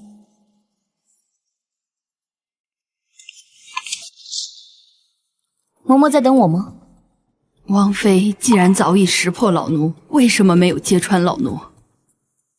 我心存侥幸，以为你最忠厚，不会把南珠送给皇后。王妃岂不是很失望？老奴没有珍惜王妃给的机会，还是把南珠送到了皇后的手上。是的，很失望。我以为皇宫上下总算有一个对我好的人，是我想多了。嬷嬷，请回吧，皇爷还等着。是。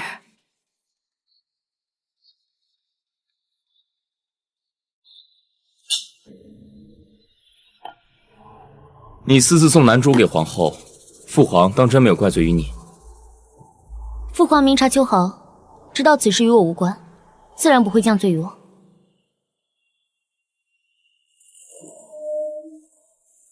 他只是跟我说了你娶侧妃的事情。你怎么说？同意啊。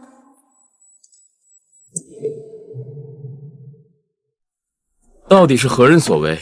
喜嬷嬷又为何和你一起出宫？我说出名字，你会信吗？等王爷病好了，自己去问问。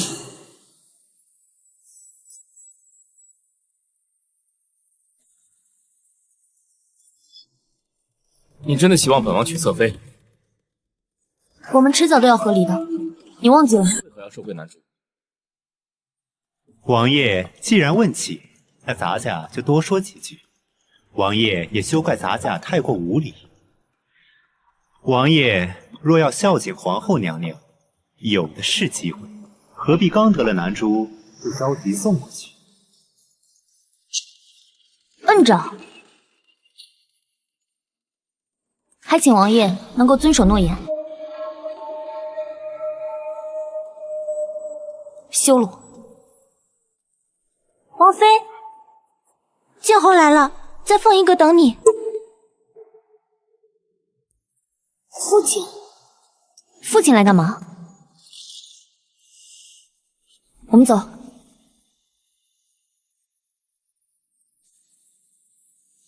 静侯来做什么？看来本王的老丈人是憋不住了。不知道静侯又会惹出什么事端来。毕竟王妃最听静侯的话，以往和王爷关系这么差的时候，因迫于静侯压力，王妃都会折腾各种事情来纠缠王爷。你不变应万变，不用去管，就当看不见。还有，以后不准他再来本王这儿了。只怕静侯不知道又会折腾什么法子，到时候再弄个上吊自尽，可就不好看了。毕竟如今太上皇还是关注了他，眼看着喜嬷嬷出宫陪着。若他再这般，就算父皇苛责议罪，我也要休了他。父亲，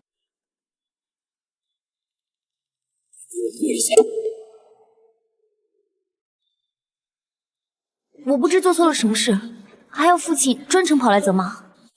我问你，你是否因为反对楚王娶侧妃而被逐出宫中？是否因此得罪贤妃娘娘？是与不是又如何？又如何？老子打死你！我还要见楚王。这样糊涂的女儿，楚王他要娶楚家的女儿，你要举手赞成，多方协助才是，这样才能消了楚家的怨恨。即便让你让出正妃之位，你也必须要让。那关我什么事儿？你父亲想如何便如何。我还是那句话，他娶我不娶不是我能决定的，谁都别想管我。你这不孝之女！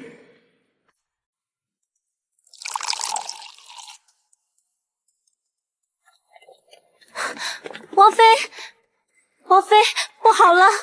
这宫中传遍了流言蜚语，说王妃回侯府求老夫人找良医求子，却被诊断出了有不治之症，无法生育。八阶仙妹，静侯倒是有一手。若是此番心思用在为国为民上，怎会只有今天这番成就？王妃，你怎么都不生气啊？这外头可都在胡说呀！你都说是胡说了，我为什么要生气？嘴巴长在别人身上，让别人说去吧。可这胡说多伤名声啊！对于女子来说，最大的侮辱不过是失去贞洁，还有无法生育。为了前程和仕途，居然连女儿都不认了。对了，王妃，公主传话让您进殿。今日和昨晚，是否有人来找过王爷？长公公好像亲自来一趟。那就对了。皇上是想要王爷给他答复，娶楚家的女儿是他的心愿所致，他怎么能不乐意？此次传召我入宫，应该是休妻一时，也好。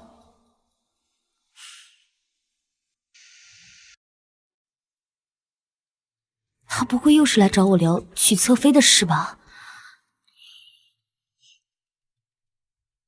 楚王妃，您来了，皇上在等您呢。皇上，楚王妃到了。儿媳参见父皇。朕记得当日曾问过你，你对老五娶侧妃一事不持反对意见的是吗？是，儿媳乐见其成。乐见其成。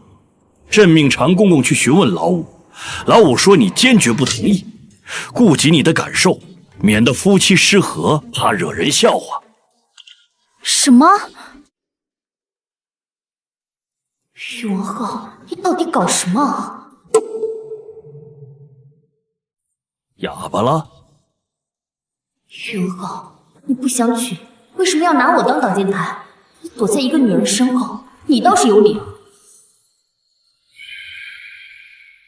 请父皇恕罪，儿媳只是不想让王爷这么快娶侧妃。那你还说的那么大方，说同意此事，女人的心，朕岂会不懂？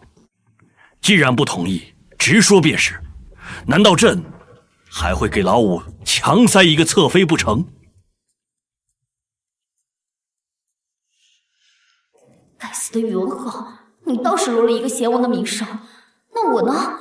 嫉妒、小妾、心胸狭窄，容不得夫婿娶侧妃，既得罪了娘家，又得罪了楚家。既然老五尊重你，那朕便尊重老五一次。婚事强求不得，免得日后成了怨偶。此事朕去和贤妃解释，你去吧。对了，还有贤妃，这下子连自己的婆婆都给彻底得罪了。哎呀！王八蛋！你给我等着！太上皇，怎么办？怎么办？怎么办？我怎么知道怎么办？哦，我想起来了，是你给他拿的酒，谁让你让他喝这么多啊？你真敢喝醉！哎呀，太上皇，我知罪。你赶紧把汤阳找来，送他回楚王府。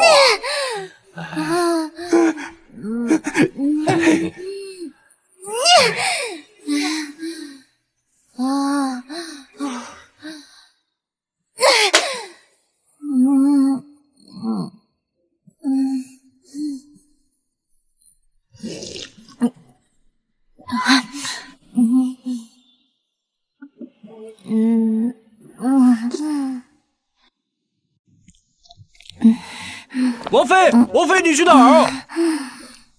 哎，拿刀呢！王妃，王妃，先把刀放下，好好说，咱好好。宇文浩，你给老娘滚出来！王妃，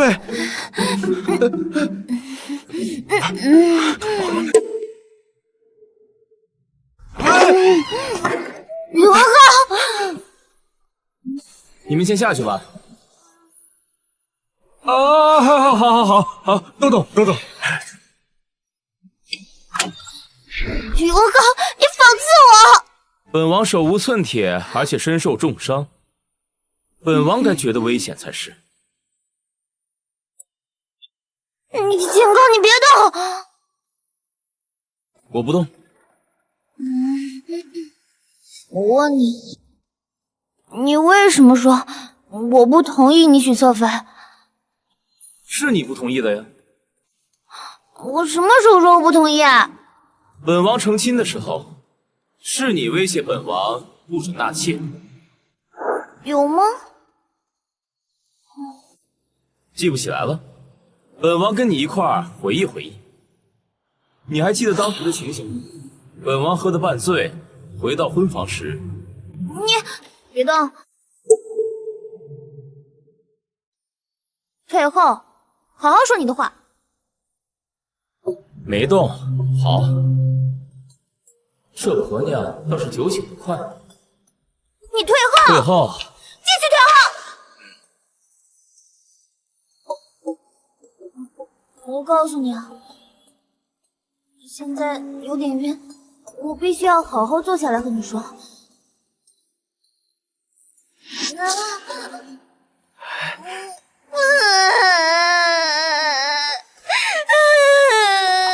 好了好了，别哭了，算本王错了好吗？本来就丑，越哭越丑。你走开！只要你虚情假意的关系，要不是因为你，我怎么会落到这步田地啊？你砸到本王的伤口了。你怎么不去死啊？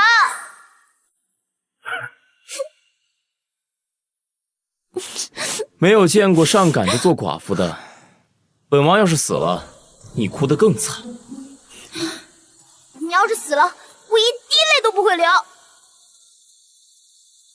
不会，本王要是死了，你还会帮炮仗庆祝呢。环保不环保？环保？什么环保？你要家暴！我告诉你，我可不是好惹的。你要是敢打我，我打死你！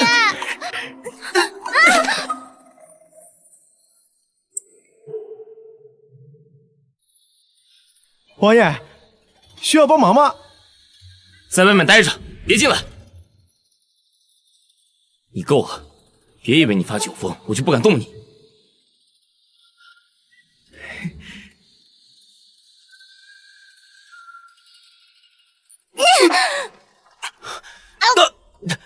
你属狗的吗？我想回家。晋王府这鬼样子还惦记？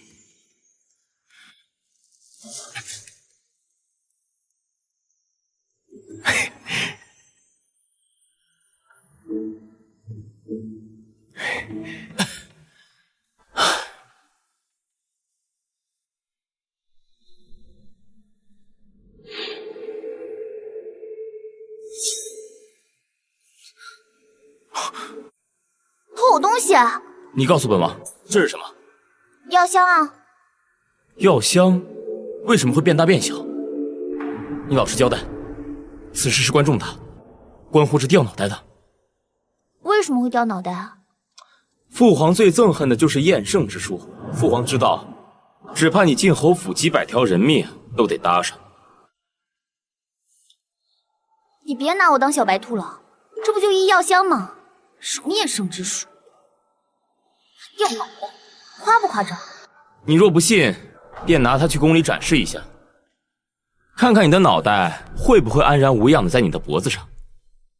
我破罐子破摔了，反正你要是欺负我，我抱着你一起死。哼！就你拿把菜刀胡乱砍人，没有伤到别人，也会伤到自己，还想威胁本王，要不要脸？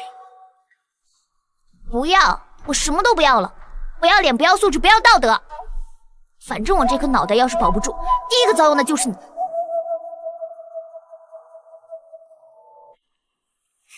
别笑，这一次是你害我，你欠我的。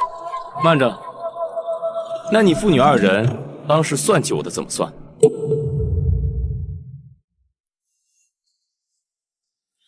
我醉得厉害，有什么等我醒了再说。别装！你入宫之后，父皇怎么说的？父皇就说，他就问我为什么出尔反尔。本来一开始同意你娶侧妃，后来又不同意了。我倒也看不出来他有多生气。你为什么不娶楚明阳？不想娶。虽然我不喜欢你拿我当挡箭牌，不过不可否认，你这么做是对的。对的。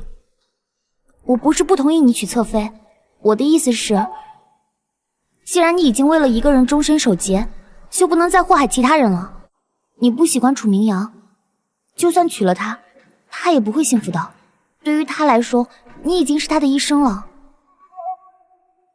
没想到本王这样坑害他，他还这样为我考虑。袁清灵，我们和解吧。如今我已经是八面受敌，实在没必要与宇文浩内斗。和解可以，但是我有条件。你说。第一，不准打我了。妥。第二，不准再拿我当挡箭牌。妥。第三，不准干涉我的自由。可以。第四，你还是休了我吧，我们两个人一别两宽，各生欢喜。这也是本王所想。第五，你还有完没完？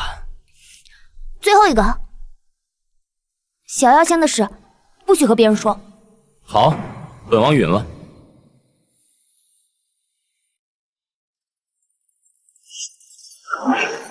跪下！我来问你，太上皇中毒一事到底是怎么回事？还有喜嬷嬷又是怎么回事？他为什么会听你的命令，送楚王妃的男珠到皇后那边去？你究竟是如何使得动喜嬷嬷的？甚至霄云殿里下毒，也是你指使喜嬷嬷做的。可是，我不知道。你要实话实说。今日你若不说，那你这个王妃之位，哼，楚家听话的姑娘多的是。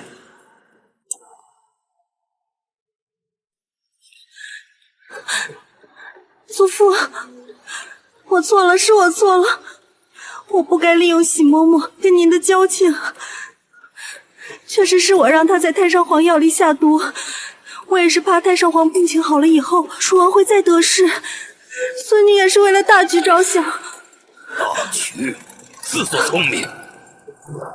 不过如今，皇帝甚是看重楚王妃，楚王也可能借势上位，挤掉齐王的位置。得想个法子，让他厌恶。对，这是你最后的机会。老夫不管你用什么手段，必须干净利落。如若此事办不成，或是闹出什么事端来，你这个齐王妃之位，还是拱手让人吧。祖父，祖父。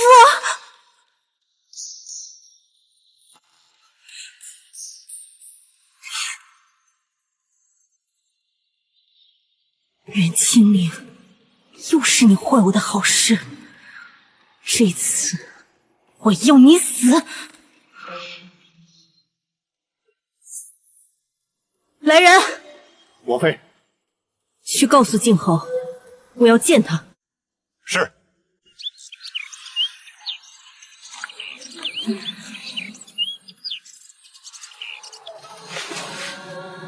在想什么呢？我在想，我们的条件再加一个，就是你以后再也不能叫我丑女、丑妇、丑货之类的。本王说的不是事实。那要看跟谁比，美丽通常都是通过比较得出来的。那跟本王比呢？这么仔细看，这个残暴王爷还挺帅的。我输了，心悦诚服。那你就赶紧休了我呀，娶一个比我更漂亮的妻子。那是迟早的事情。王妃，静侯府二小姐来了。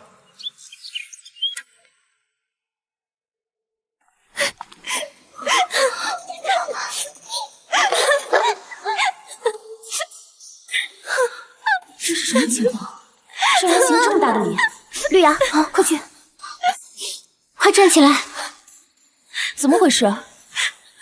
我也没办法，父亲什么样子你也知晓，我的亲事他都给我安排好了，只等着卖了我，好为他的前程添砖加瓦。我也是走投无路，只能向姐姐求助了。你的亲事什么时候给你安排好了？我怎么不知道啊？你不是刚及笄吗？怎么这么着急给你安排亲事了？我的生辰八字已经给过了。是谁？楚大友。那是楚首府的儿子，已经40多岁了，而且他死了3房正妻。你才15岁，去给一个40岁的人做填房，岂有此理！父亲是疯了吗？这么糟践自己的女儿？清平，你别怕，姐姐帮你处理。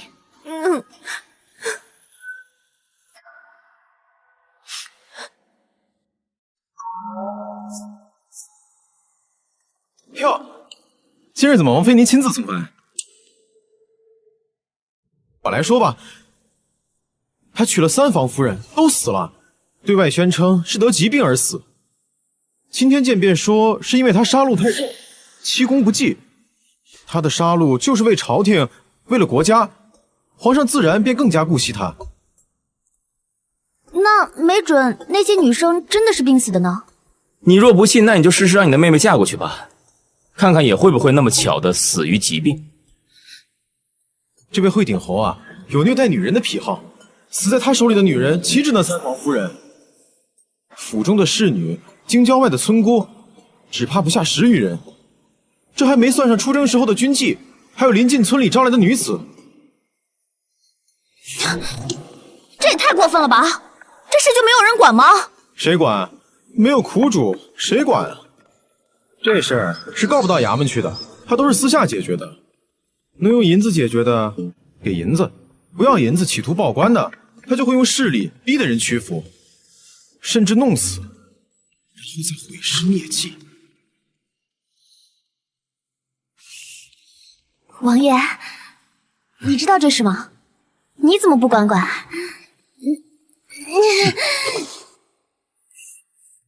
我与他结怨很深，在军中他就处处刁难我。后来我接任了京兆府后，知道他的暴行，便告诉我父皇，都已经快定他的罪了。没想到那家属却翻供，说他是自然死亡。最后他到父皇那儿反告我一状，说我污蔑元帅。如此说来，他害死了那么多女性，最后这事儿都被他压下去了。除了一人，那人便是他的第3房夫人的娘家陆知府。他女儿死的时候，陆知府正好在京中，看到里面的尸体，全身是伤。更可恶的是，他腹中已有了孩儿，直接打到流产。陆知府自然不愿意罢休，到府中求我父皇调查此事。最后什么也没查到，因为陆知府突然疯了。这件事就没有人管了吗？你就没有想过办法吗？我为什么要管你的妹妹？那是你小姨子。你说过，本王迟早要休了你，你忘记了你的言之凿凿了？算了，我另外想办法。实在不行，亲自会会这个惠鼎侯。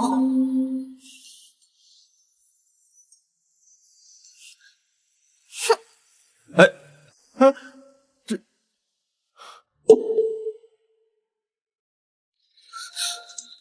他不见我，这惠鼎侯也太不尊重您了。他分明就在府中，刚刚奴婢去门房禀报的时候，看到他正好在回廊上。看来光明正大的劝说是行不通的。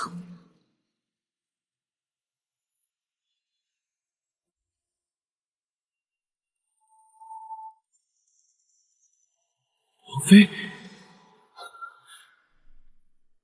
王爷，我跟你说个王妃的秘密。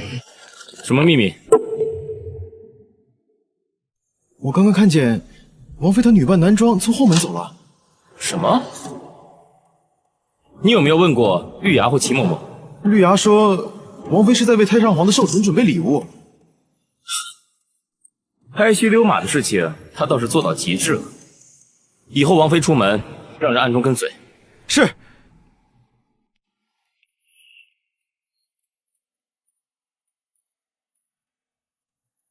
侯爷，您来了，位置给您留着呢，您请。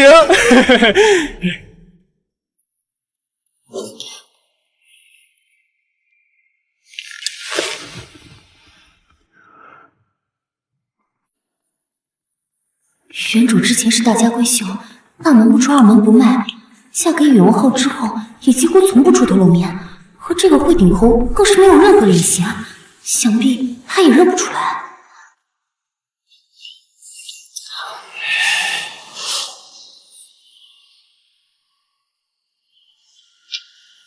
侯爷，需不需要我把他请来？不要。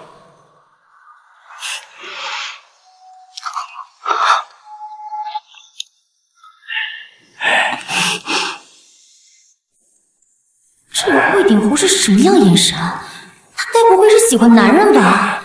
那我正好入了他的眼。哎，不行，这样太危险了，我还是先回去。惠景侯，快去报告王爷！是。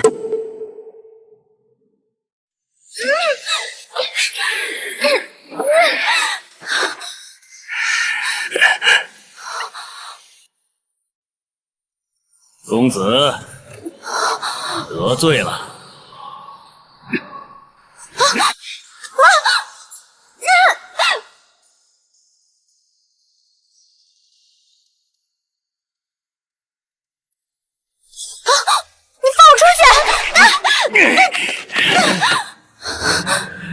原来是个小娘子啊！有暴力倾向，如果反抗的话，会激发他心里的暴力因子，不能反抗，我必须想办法自救。你难道不想知道我是谁吗？王爷，说什么事？王妃被惠鼎侯带走了。什么？他竟敢对楚王府下手？不是，属下已经派人跟着了，王妃应该是在外头出事的。这个不安分的女人，属下这2天一直派人跟着王妃。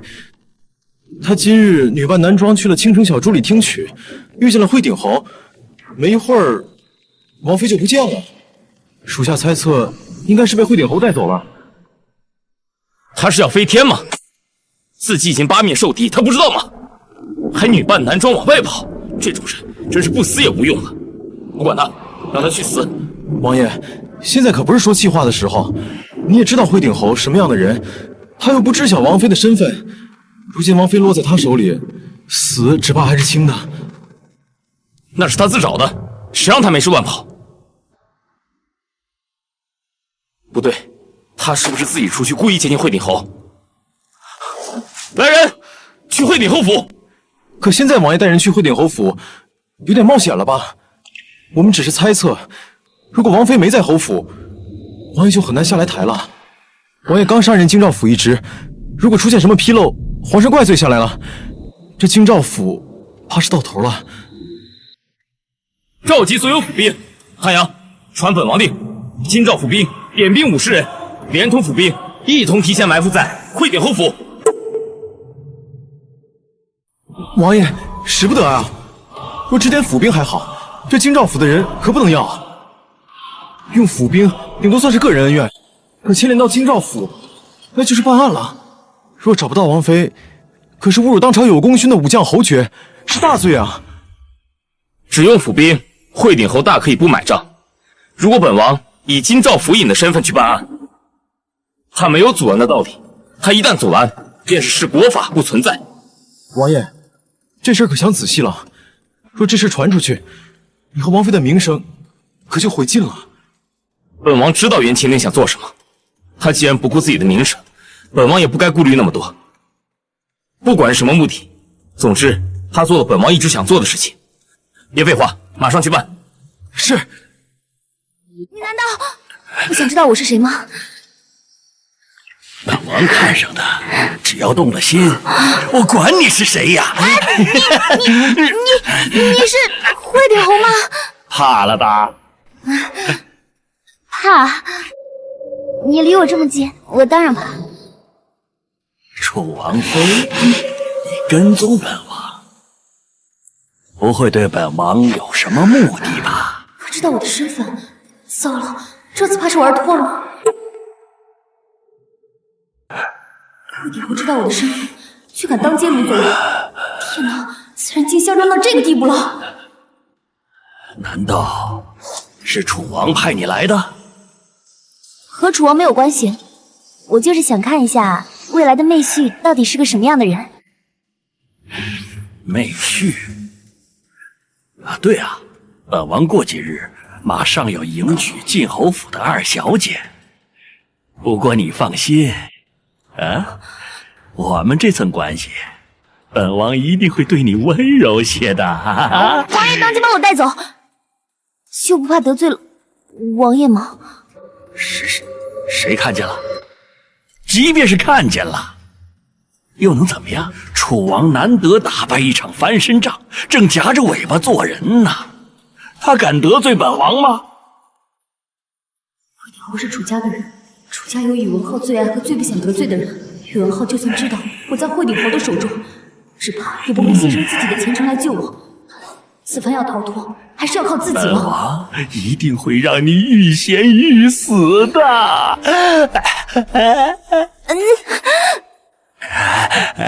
随本王一起把王妃带回来。这房间到底断送过多少女子的性命？楚王妃，我们来玩点好玩的。你要干什么？怕了，楚王妃，我倒是挺佩服你啊！为了帮宇文浩扳倒本王，你居然连命都不要啊！王爷，这你可说错了，我可不是为了他。是吗？那你是为了谁呀？难道是为了让本王享受你这曼妙的身体啊？女人都喜欢威武的将军，只可惜我看错宇文浩，他不喜我便罢，还是个软骨头。是吧？嘿嘿，楚王妃，如今你后悔还来得及。宇文浩他本就是个软骨头。是啊，我实在是恨他。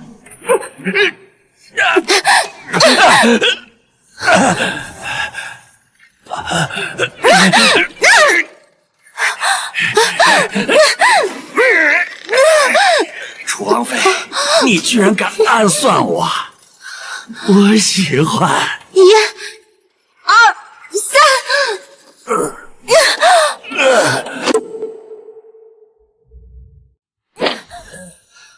让你残害那么多姑娘，老娘今天就毁了你的作案工具。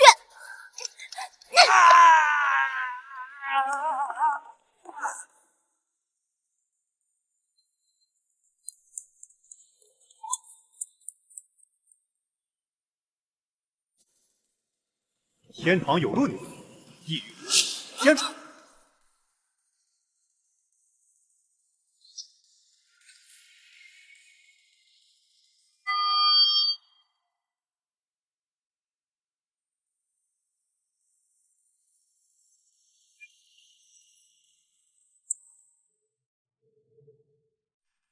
楚王殿下大驾光临，有何贵干？是要抄家吗？叫你们侯爷出来！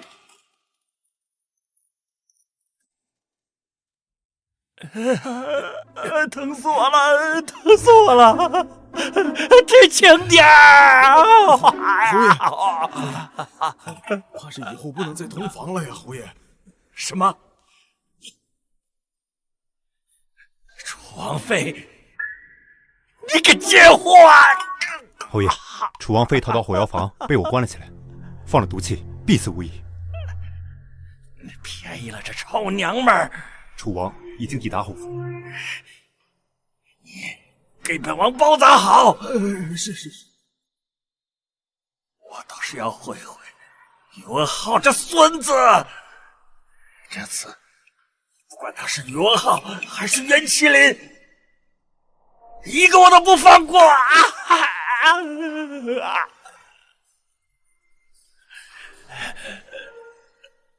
你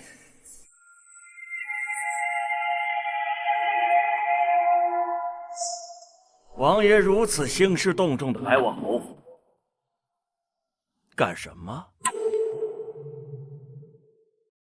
有人亲眼看到侯爷带走了楚王妃，为怕侯爷名誉受损，王爷特意来查证，以还侯爷一个清白。荒谬！本王连楚王妃长什么样都没见过，我掳她作甚？那敢问侯爷，今天在街上是否带走一人？本王在街上带走人多了，你少污蔑我啊！是不是污蔑？一搜便知。王爷，本侯的府邸岂是你说搜就能搜的？侯爷是怕本王搜出来吗？惠帝侯行动自若，应该无伤。那么是谁的血迹？本王今日调动京兆府兵马，前来搜查王妃失踪一案，还请侯爷配合。王爷好大的官威呀！王爷，你来查，你早说呀！啊，本王岂有不配合的道理？但是，若是在本府搜不出来，小心我在皇上面前参你一本。顾司汤阳，带人入府搜查，记住，查看是否有地势暗道，不要留下任何一处。再派人守住前后门，在调查结束之前，不许任何人出府。是。王爷，若是在本府搜不出来，慢慢等着吧。带着京兆府的府兵来，惠定侯最终是会配合的，但是绝不会配合的这么彻底。莫非袁清灵已经被处理了？王爷，知道本王为什么一直针对你吗？本王一直想知道，还请侯爷独立请教。因为本王根本就看不起你。你说你除了长得人高马大之外啊，还会有点功夫，但是你这脑子不行，知道吗？啊，哼，固执、冷傲、不尊师长啊，违抗军令。要不是你有个皇帝老子有心让你建功立业，你才能够扶摇直上。哼，要不是这皇帝老子，你他妈的配站在这儿跟我说话吗？那就怪你命不好，没有摊上一位皇帝老子，是吗？兴许有皇帝老子也不管用。今天要是栽在我的手里，我把你出翻身之力。王爷，王爷，正厅后面都搜过，没有发现王妃。在后院耳房发现一所厢房，里头满是刑具。怎么，本王的刑具房你也敢搜吗？不知侯爷设立刑具房何用？何用？惩处下人呢？你可以告本，私设刑具房对下人残暴。谁都知道本王喜欢收藏文物古玩。王爷若是觉得我把王妃藏在里面，尽管可以进去搜啊。但是我警告你们啊，要是弄坏我的宝贝，小心我扒了你们的皮！啊，对了，王爷，我在里面养了很多毒蛇毒蝎，如果伤到王爷，别怪本王没提醒你。王爷，就剩这个房间了，不如让属下带人进去看看。我亲自去。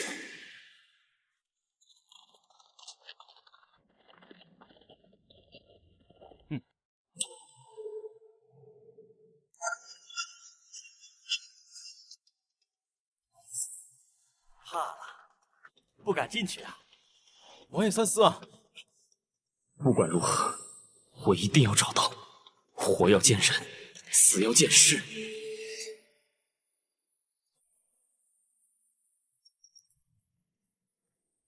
这是本侯的书房，里头有我军机密的文书和兵器草图。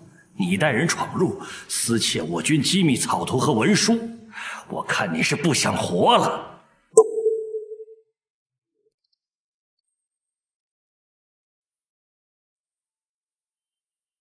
难怪放任我们搜查府邸，原来最终的目的在这里。偷盗机密文件和军机草图，则是大罪，不杀头也得下大狱。王爷，我们中计了，这怎么办啊？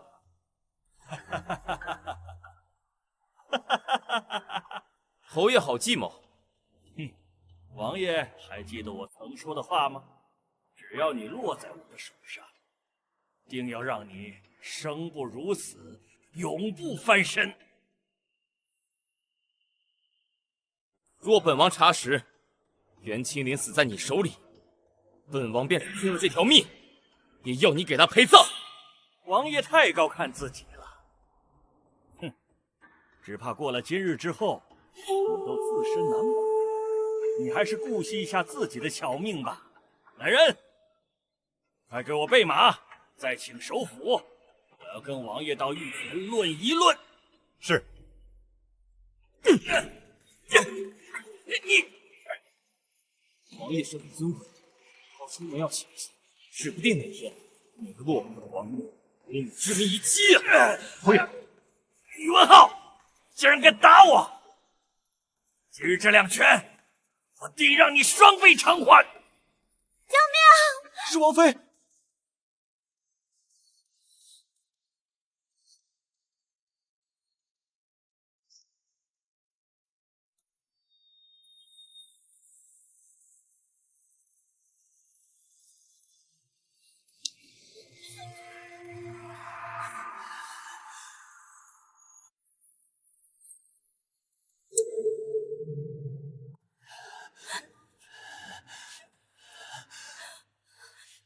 是的，就是他把我掳走的，他还企图对我用刑，我还发现他私藏了火药，企图造反。侯爷，马可备好，是随我入宫，还是回京赵府啊？首府，去京兆府！哼！肯扒我衣服！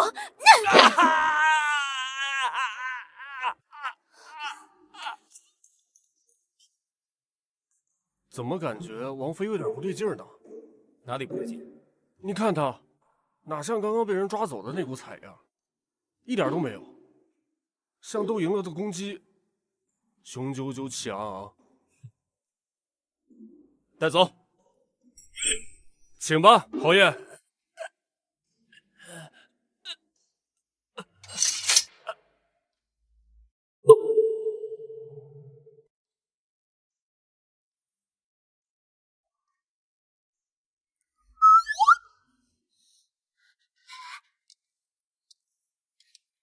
王妃，你真的落在了惠鼎侯的手里。王爷来得很及时啊。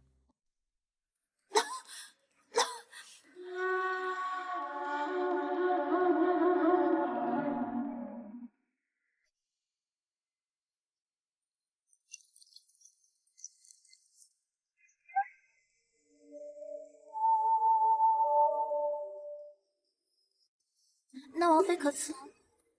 没有啊，王爷救得很及时啊。我有点头疼，想休息休息了。绿芽，王爷恢复来找我的话，你帮我顶一下。知道了，但是躲得过初一，躲不过15，躲得过初一就行了。不急会慢慢消淡的。王爷，王妃在休息。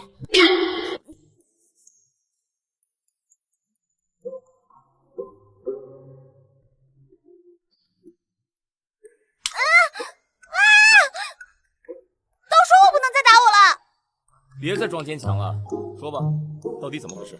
就如你所见那样，我被他掳走了，我就差点死在他的府里。只是这样？那惠鼎侯的伤势怎么回事？谁的伤势？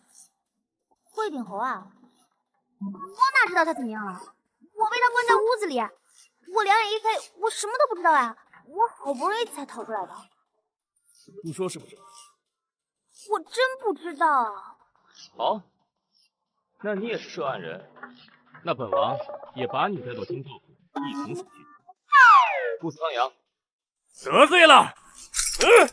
哎，说，我想着惠顶侯这样的人作恶多端，又苦于没有证据定他的罪，我心有不甘啊。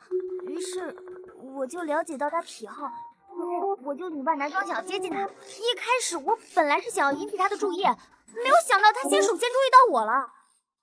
然后更没想到的是，他居然当街掳走了我，而且他知道我的身份，并命人把我带到一个布满刑具的屋中去。我当然不从啊。然后拿起一个注射液，用麻醉针给打了一针，然后就把他的作案工具。王妃下手真狠啊！惠顶侯也是个硬汉，受了那样的伤还能蹦跶。既然有了机会，你不马上逃出去，还要先伤人，你是不是蠢笨如猪啊？我把他打昏了之后，我就逃出去了呀。没有想到遇到了他的手下，我慌不择路，就逃到了他私藏火药的地方。没有想到被他的人关在了里面，还放了毒气。幸好我有解药。我把门踹开了之后，我就逃出去。逃了出去？那你逃了出去，为什么又会出现在侯府？那还不是因为你命那个什么京兆府的人去找我。你要是找不着我，你觉得惠顶侯会善罢甘休吗？那肯定像疯狗一样咬着你不放啊！你不是恨本王吗？本王被疯狗咬，不是这负气场，你死在我的手里倒不如死在别人手里。那你去。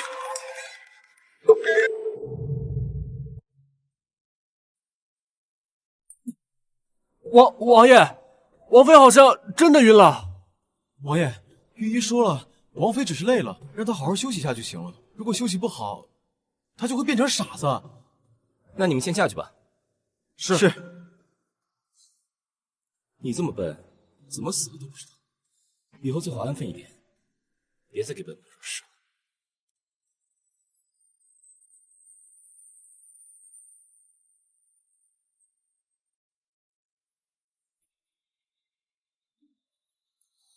我这么一颗脑袋，我才是病人，知不知道啊？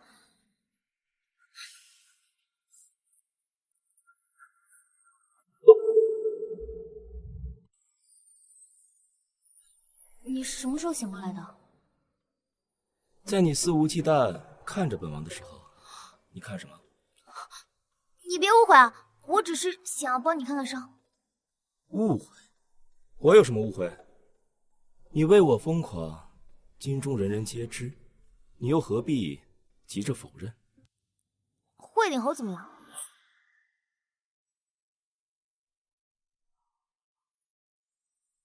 本王决定向父王禀报，惠顶侯当街掳走一名秀才。为什么要这么说啊？大家都知道他掳走的是我，楚王妃，掳走一名秀才，那岂不是给他们一个投诉罪名的机会？掳走当朝王妃，并且图谋不轨，这可是大罪。本王可下令京兆府保密。至于惠顶侯府，他是疯了才会往外说。不行，我辛苦了一场，我差点被他杀了，怎么就这么算了呢？本王心意已决，不必再多说。我命都差点没了，你既然这样做，我不同意。你要不如实禀报，我就自己去禀报父皇。来人，王爷，看好王妃，从今日起，不许她踏出府门半步。是，罗告，你是怕了楚家吗？还是说看在楚明翠的份上，你要放过楚家的人？你不要扯上不相干的人。猜对了，你就是因为楚明翠不想与楚家结缘，我只是错看你。我以为你至少是个聪明人，至少趋吉避凶。我告诉你，今日你放了惠顶侯，来日有你哭的时候。不可理喻。王妃，别生气了，王爷还是为了您着想。为我？为了我他就如实禀报。女子名节大于天。王妃，你这是被惠鼎侯掳走。惠鼎侯是个什么样的人？京中无人不晓。那个时候呀，就名声扫地，无法做人了。俗话说，恶语伤人六月寒。我自己的名声我自己都不顾了，他管那么多干什么？所以说啊，王爷是在乎王妃。如果王爷不在乎王妃的话，他怎么会在您昏迷的时候一直照顾您呢？难道是我错怪他了？王爷，有人找你。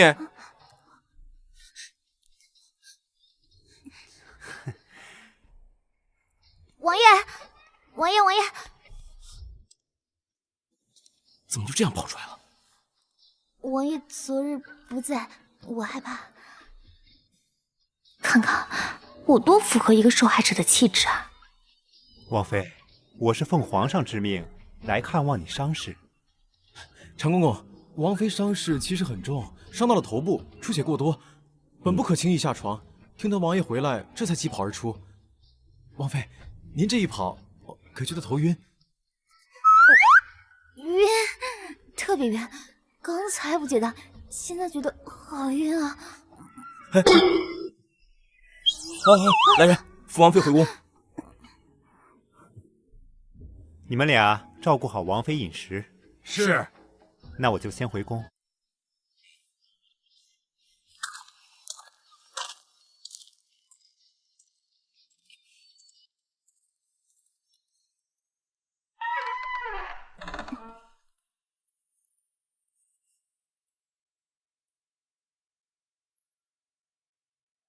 父皇呢，要传你，可见父皇已经相信了我的话。虽然父皇下令保密审理，可楚家人的嘴是封不严的。你有没有想过，你以后要面对什么样的人？没想过。你别装太恣意，没有人不在乎。在不在乎，日子总是要过下去的。我从侯府死里逃生，重新活一次，已经是对我最大的恩赐。我怎么可能因为别人说几句闲话就难过呢？你确实变了好多，有时候本王都在怀疑你是不是元气。糟糕，我应该被他发现了。变了不好吗？变得好，没那么讨厌。变得更讨厌了。王爷，啊，王爷，齐王请您和王妃到齐王府去。变了不好吗？变得好，没那么讨厌了。变得更讨厌了。王爷，啊，王爷，齐王请您和王妃到齐王府。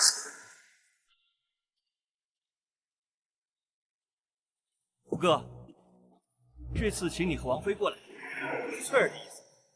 没想到惠鼎侯居然这么大胆。听闻五嫂受伤了，可好些了？一无大碍。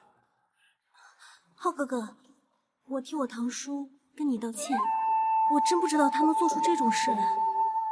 所幸楚王妃并无大碍，否则我会内疚死的。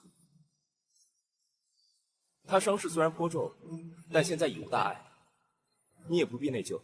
这件事跟你没有关系。他虽宽慰了我，但是却关心着袁清明的伤势。原来你真的变了心。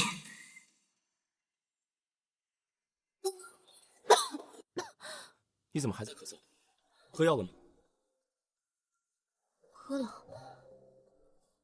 见过齐王、齐王妃。你真的喝药了吗？如果我知道，我偷偷倒掉。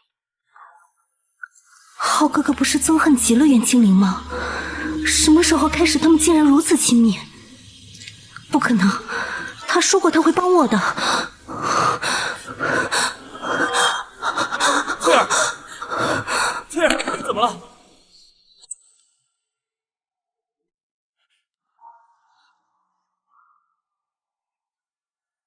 他最近有没有吃什么药？没病啊，没事也不会吃什么药啊。哦，对，他吃过那个御医开的生子调补药。生子调补药，莫不是身子虚不受补吧？会虚不受补吗？那请五嫂给看看吧。且慢，府上有御医，还是先请御医看看。他这是转性了。走。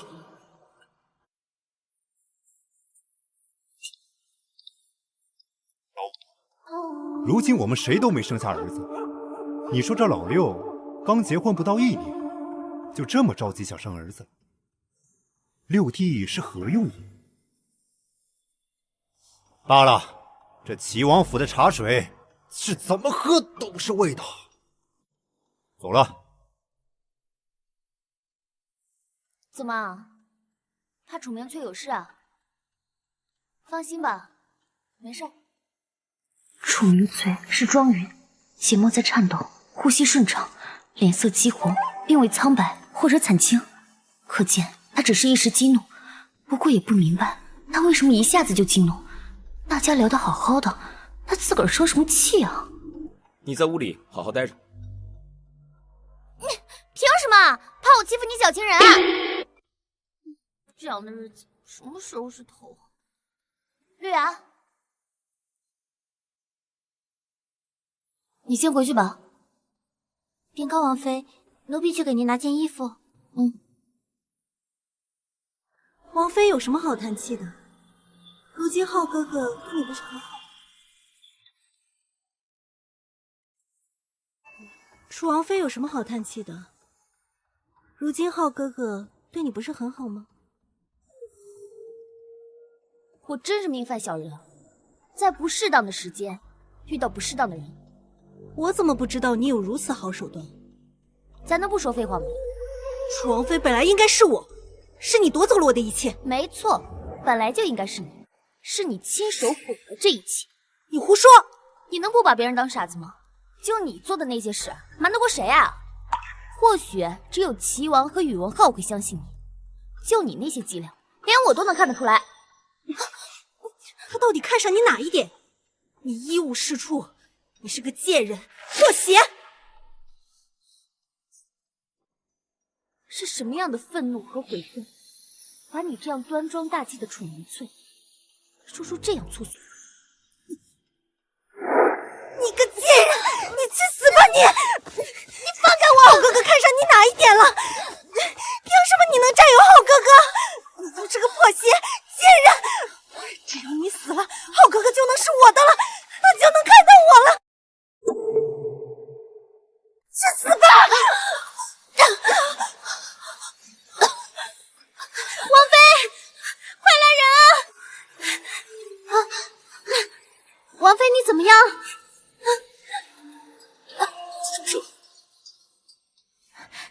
奴婢亲眼所见，是楚王妃掐着王妃，还不停地打王妃。我没有，宇文浩，我没有。有人亲眼目睹，你还敢狡辩？绿芽，扶好王妃。这件事情我会给你们一个交代。五哥不可再纵容他。我们回府。我就知道你不会想心疼。这件事情我会给你们。五哥不可再纵容他。我们回府。我就知道不会相信。王妃慢点。交代，借口吧！你是心疼远亲女，要马上带她走。你心疼她，这个设计了你的女人，害得你被父王冷落，被文武百官耻笑，你却竟然心疼她。浩哥哥，别担心，哥一定会给你一个交代。他不会。哥会，他是一个明白事理。你懂什么？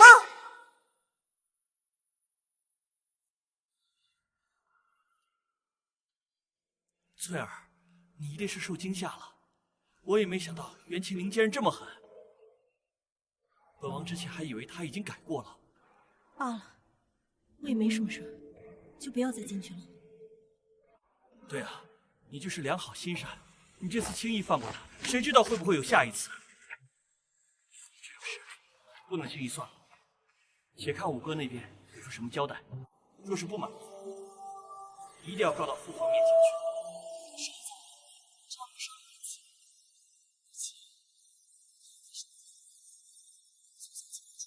我好哥哥对我有情，才会这样失去理智。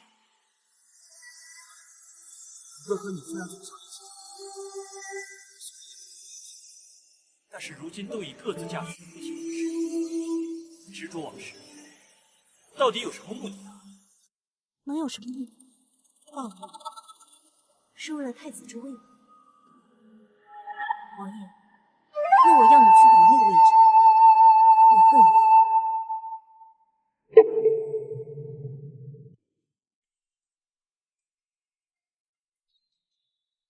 你为什么又给我惹事？你要骂就骂，但你不能动手。你要敢对我动手，我跟你拼命！胡有元在先啊，我没有先打他，是他把我推下去，紧夹着我的脖子不放的，我才拿簪子插的。看吧，我就知道你不相信我。你讨厌我，我连呼吸都是错的；你喜欢他，他连脚臭都是香的。闭嘴！你又想打我，我跟你同归于尽！你个疯子！我什么时候说过要打你了？我只不过想看你的伤口。你哪有那么好心啊？是，我以前想弄死你。那你就直接说是了呗。装什么？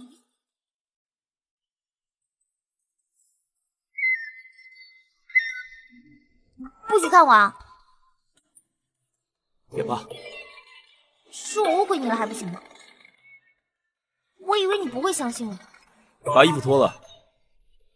脱衣服？想什么呢？本王的意思就是给你看一下伤。我又不是不让你看，横竖不是我自己的身体。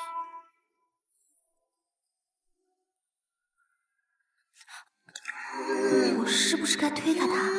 不过会不会很刻意啊？两人都有过肌肤之亲，不过稍稍拥抱一下就要刻意的移开，很是造作啊。好了，王爷，我来吧。本王去洗。对了，再准备一碗姜汤。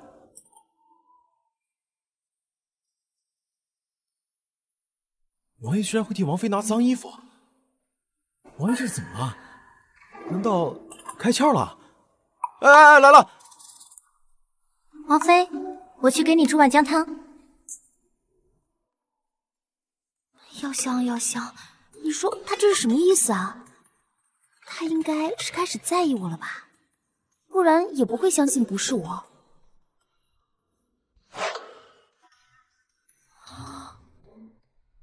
验孕棒？你什么意思啊？难道说我怀孕了？还是个母胎单身的美少女呢？怎么肚子已经怀崽了呀？我还想回去呢，总不能在这儿生孩子吧？不然趁现在谁都不知道，偷偷把这个孩子打掉。王妃，王妃，不好了，不好了！宫里来人，让你和王爷进宫呢。看那阵仗，怕是兴师问罪的。任庆龄，你因何打伤齐王妃？你可知罪？儿媳是被冤枉的，还请父皇明察。明察？你让朕如何明察？这几双眼睛都看到了，说是你动手导致齐王妃差点受伤。就算不是，你医术高超，怎会不知齐王妃已有身孕在身？楚明翠怀孕了？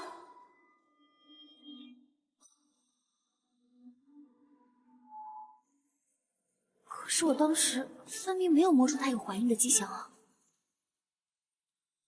父皇是不是搞错了呀？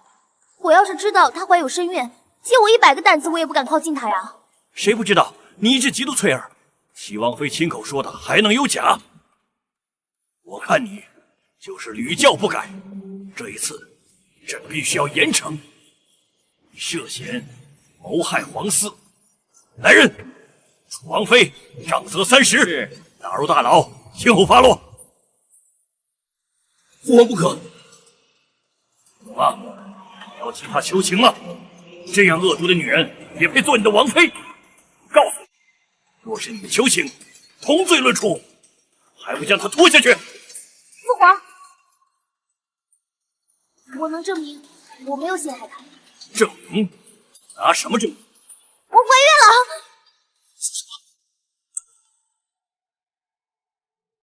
我怀孕了！你说什么？荒谬！翠儿刚说自己怀孕，你为了逃避责任也说自己怀孕，你可知道这是欺君之罪？父皇不信，大可找人来查验。传太医。见过皇上。行了，行了，行了，赶紧替楚王妃诊脉，给朕仔仔细细好好的诊。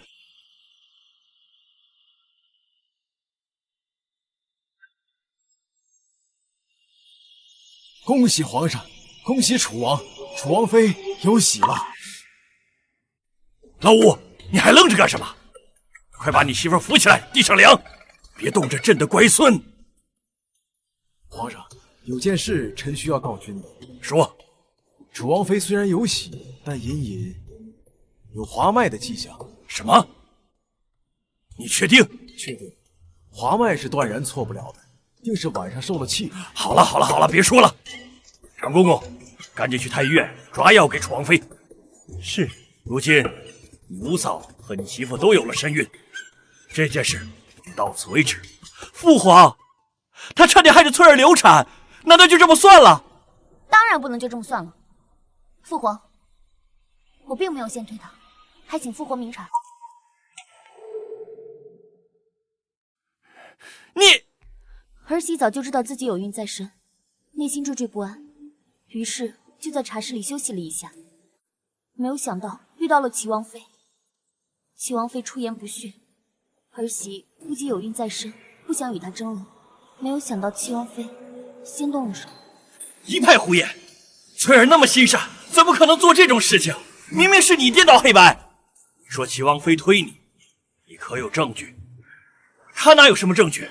五哥，当时我们一起在，你也在现场。你到的时候，翠儿马上都要晕倒了，而且她也被五嫂的簪子所伤，足以证明五嫂真的有害人之心。父皇，此事儿臣本不想声张，但是现在袁清灵已有孕在身，儿臣不得不说，你还不清楚吗？这分明是自救。他当时被齐王妃掐在身下，他只有这个方法才能自救。这不可能！六弟，当时你我没到之前，是谁陷害了救命？是齐王妃的侍女。你怎么知道？你和我是差不多时间到的。当时，再说了，也不能五嫂说什么你就信什么呀。那我还信翠儿呢。因为我会问，我会调查，对上各方的口供，还原事情。你若不信，想个法子，好好问问齐王妃身边的侍女。难道？啊，这件事儿我已经说过，到此为止。你媳妇也有孕在身，回去好好照顾。可是父皇，如果齐王妃没有怀孕，你说什么？儿媳说齐王妃没有怀孕。那日齐王妃昏倒，儿媳不放心，便上去诊脉。儿媳并没有发现有身孕的迹象。袁清灵，你到底什么意思啊？我们家翠儿会拿这种事情来欺骗大家吗？时光皇嗣，我怎么可能撒谎？是与不是，一查便知。宣齐王妃，宣齐王妃。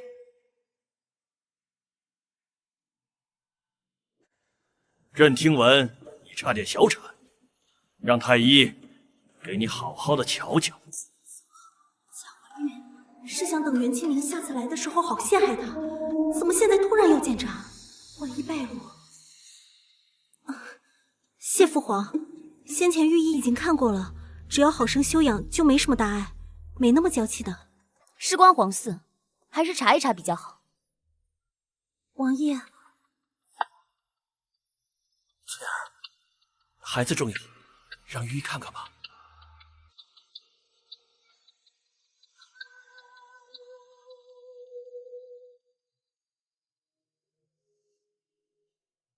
回皇上，齐王妃并未怀孕。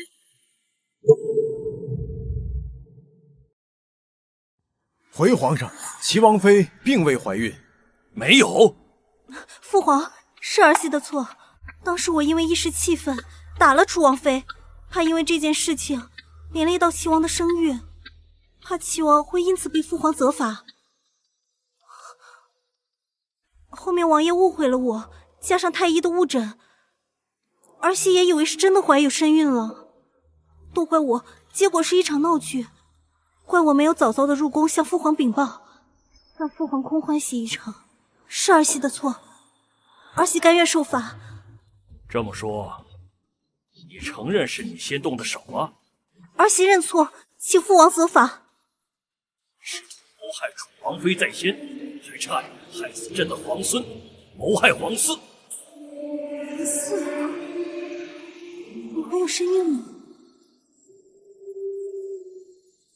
父皇，是儿臣的错，是儿臣误会了。父皇，你千万不要责罚翠儿。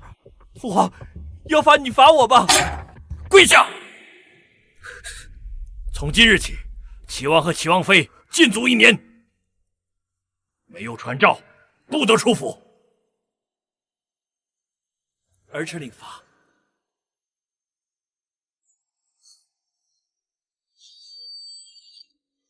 袁启明，凭什么你能这么好命？你竟然怀了浩哥哥的孩子，我要你死！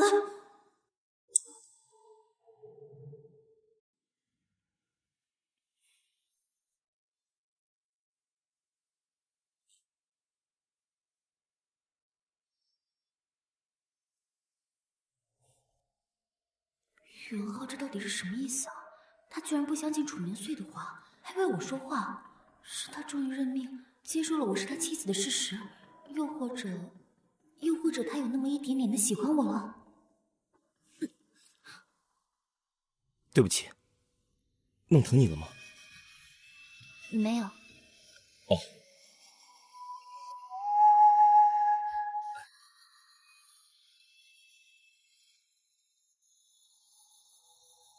你辛苦了。你开心吗？不只是开心，更多的是踏实。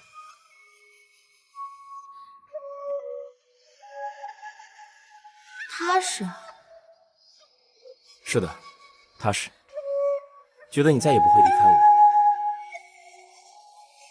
不过以前我会觉得你总有一天会离开我。你为什么会这么想？觉得你忽然懂得医术，忽然有个药箱，忽然好像变了一个。之前我一直搞不懂，不过现在放心了，你有了我的孩子，就再也不会离开。就像书上所写的，如果仙女怀了孩子，就不会再离开。什么鬼？我又不是仙女。不知道，有的时候我会胡思乱想，这种可能性是猜过的。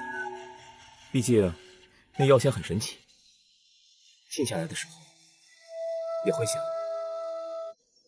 你到底是谁？我就是我，我是袁清明。你是袁清明，是我害了你。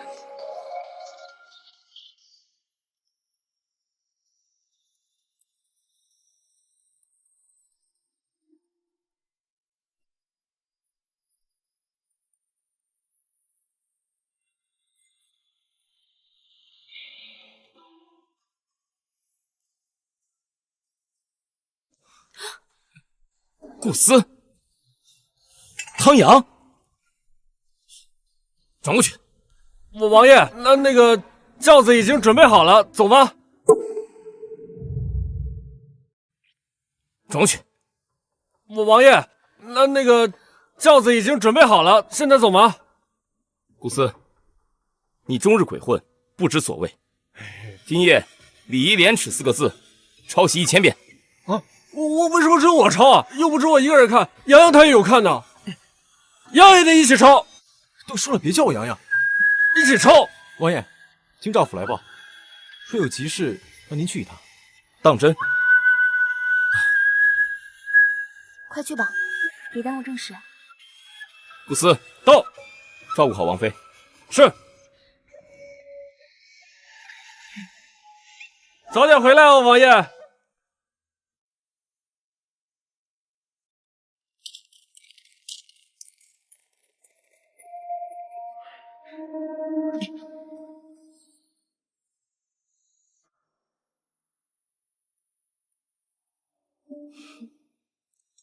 袁清灵，你就好好享受我给你准备的这一份大礼吧。去死！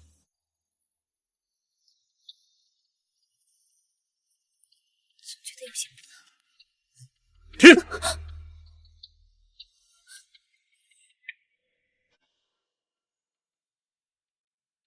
别出来，有问题！有刺客！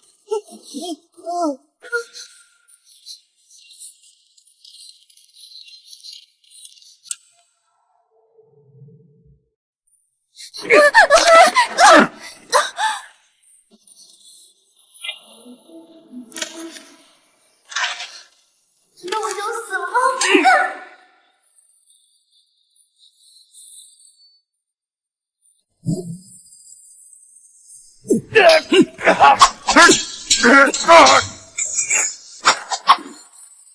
袁麒麟，袁麒麟，袁麒麟，找御医，快找御医！袁麒麟，袁麒麟，太医呢？太医怎么还没来？来了来了！不知道怎么回事，宫中太医机体食物中毒，幸好张太医没事，我把他带来了。王妃失血过多，微臣必须要拔剑止血。糟了，王妃要挺不住了，王爷千万不要让王妃睡着了。袁麒麟，袁麒麟，没有本王的允许，你不能睡。袁麒麟，袁麒麟，本王命令你，赶紧醒过来。袁麒麟，伤口已经处理好了，但是孩子怕是保不住了。不要管孩子，保大人，保王妃。但是王妃能不能挺得住？小看造化。顾思呢？顾思去调查了，小姐很快就能知道刺客的身份。皇上驾到！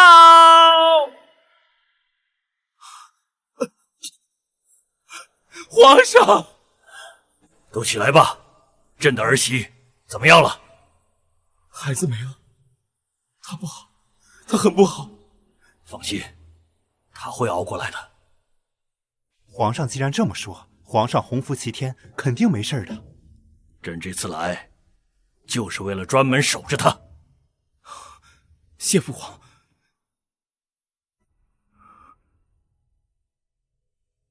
顾思呢？他查的怎么样了？父皇，顾思已经在查了。朕一定要将幕后主使之人碎尸万段。王妃，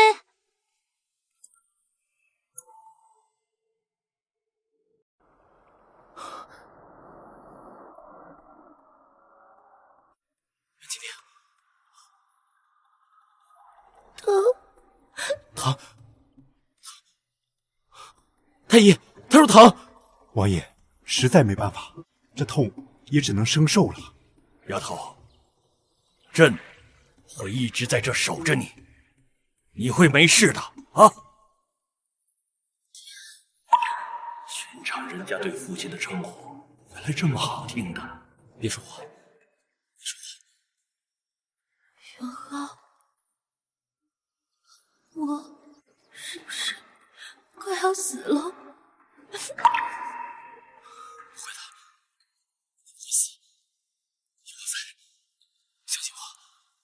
公子刚刚好起来，相信我，你不会死的。袁麒麟，你挺住。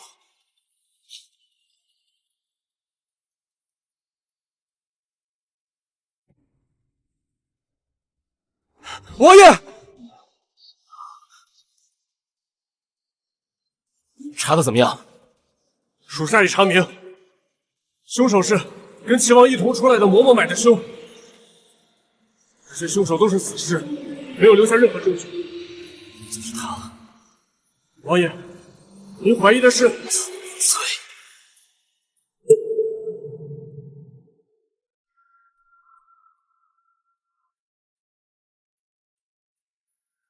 我以为你不会来了。我也没想到，居然是你。为什么？为什么要杀袁庆丽？你现在是在质问我吗，浩哥哥？你难道要违背了我们的诺言吗？你说过你不会争的，可你现在为什么？那个位置，我本不想参与，可如今，唯一有的要保护的人，你果然爱上了他。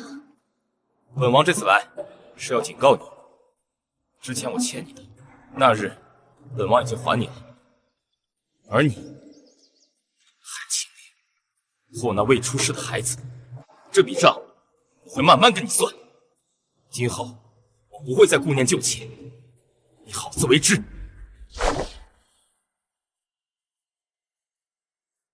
从小到大，我楚明翠想要的东西，没人能抢走。袁庆丽，我们走着瞧，这天下之主的位置，一定会是我楚明翠的。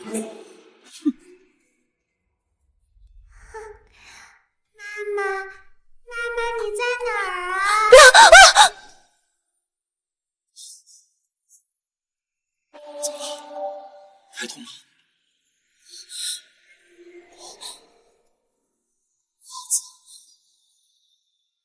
云鹤，我刚才梦到一个孩子，一直喊我妈妈，说他好痛。我说是不是宝宝怪我，怪我把他丢掉了？他不会怪你的，怪我。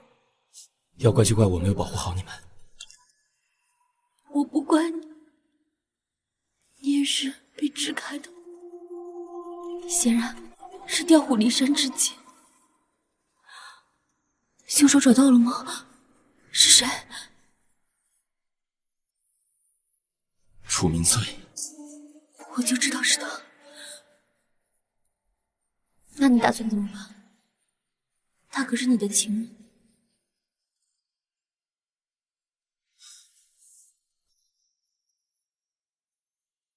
袁庆丽，你想做太子妃吗？什么意思啊？你不是一直都不想争那个位置吗？换做以前，我选择兄弟和睦，不愿参与其中。现在，我有了要保护的人，我想保护你。好，那我们一起保护我们应该保护的人。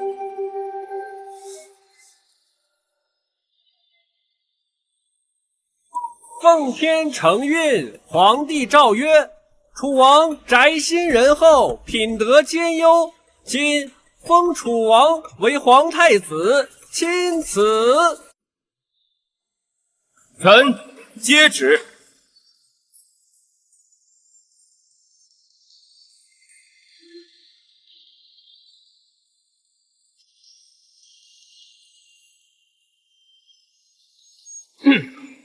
袁麒麟，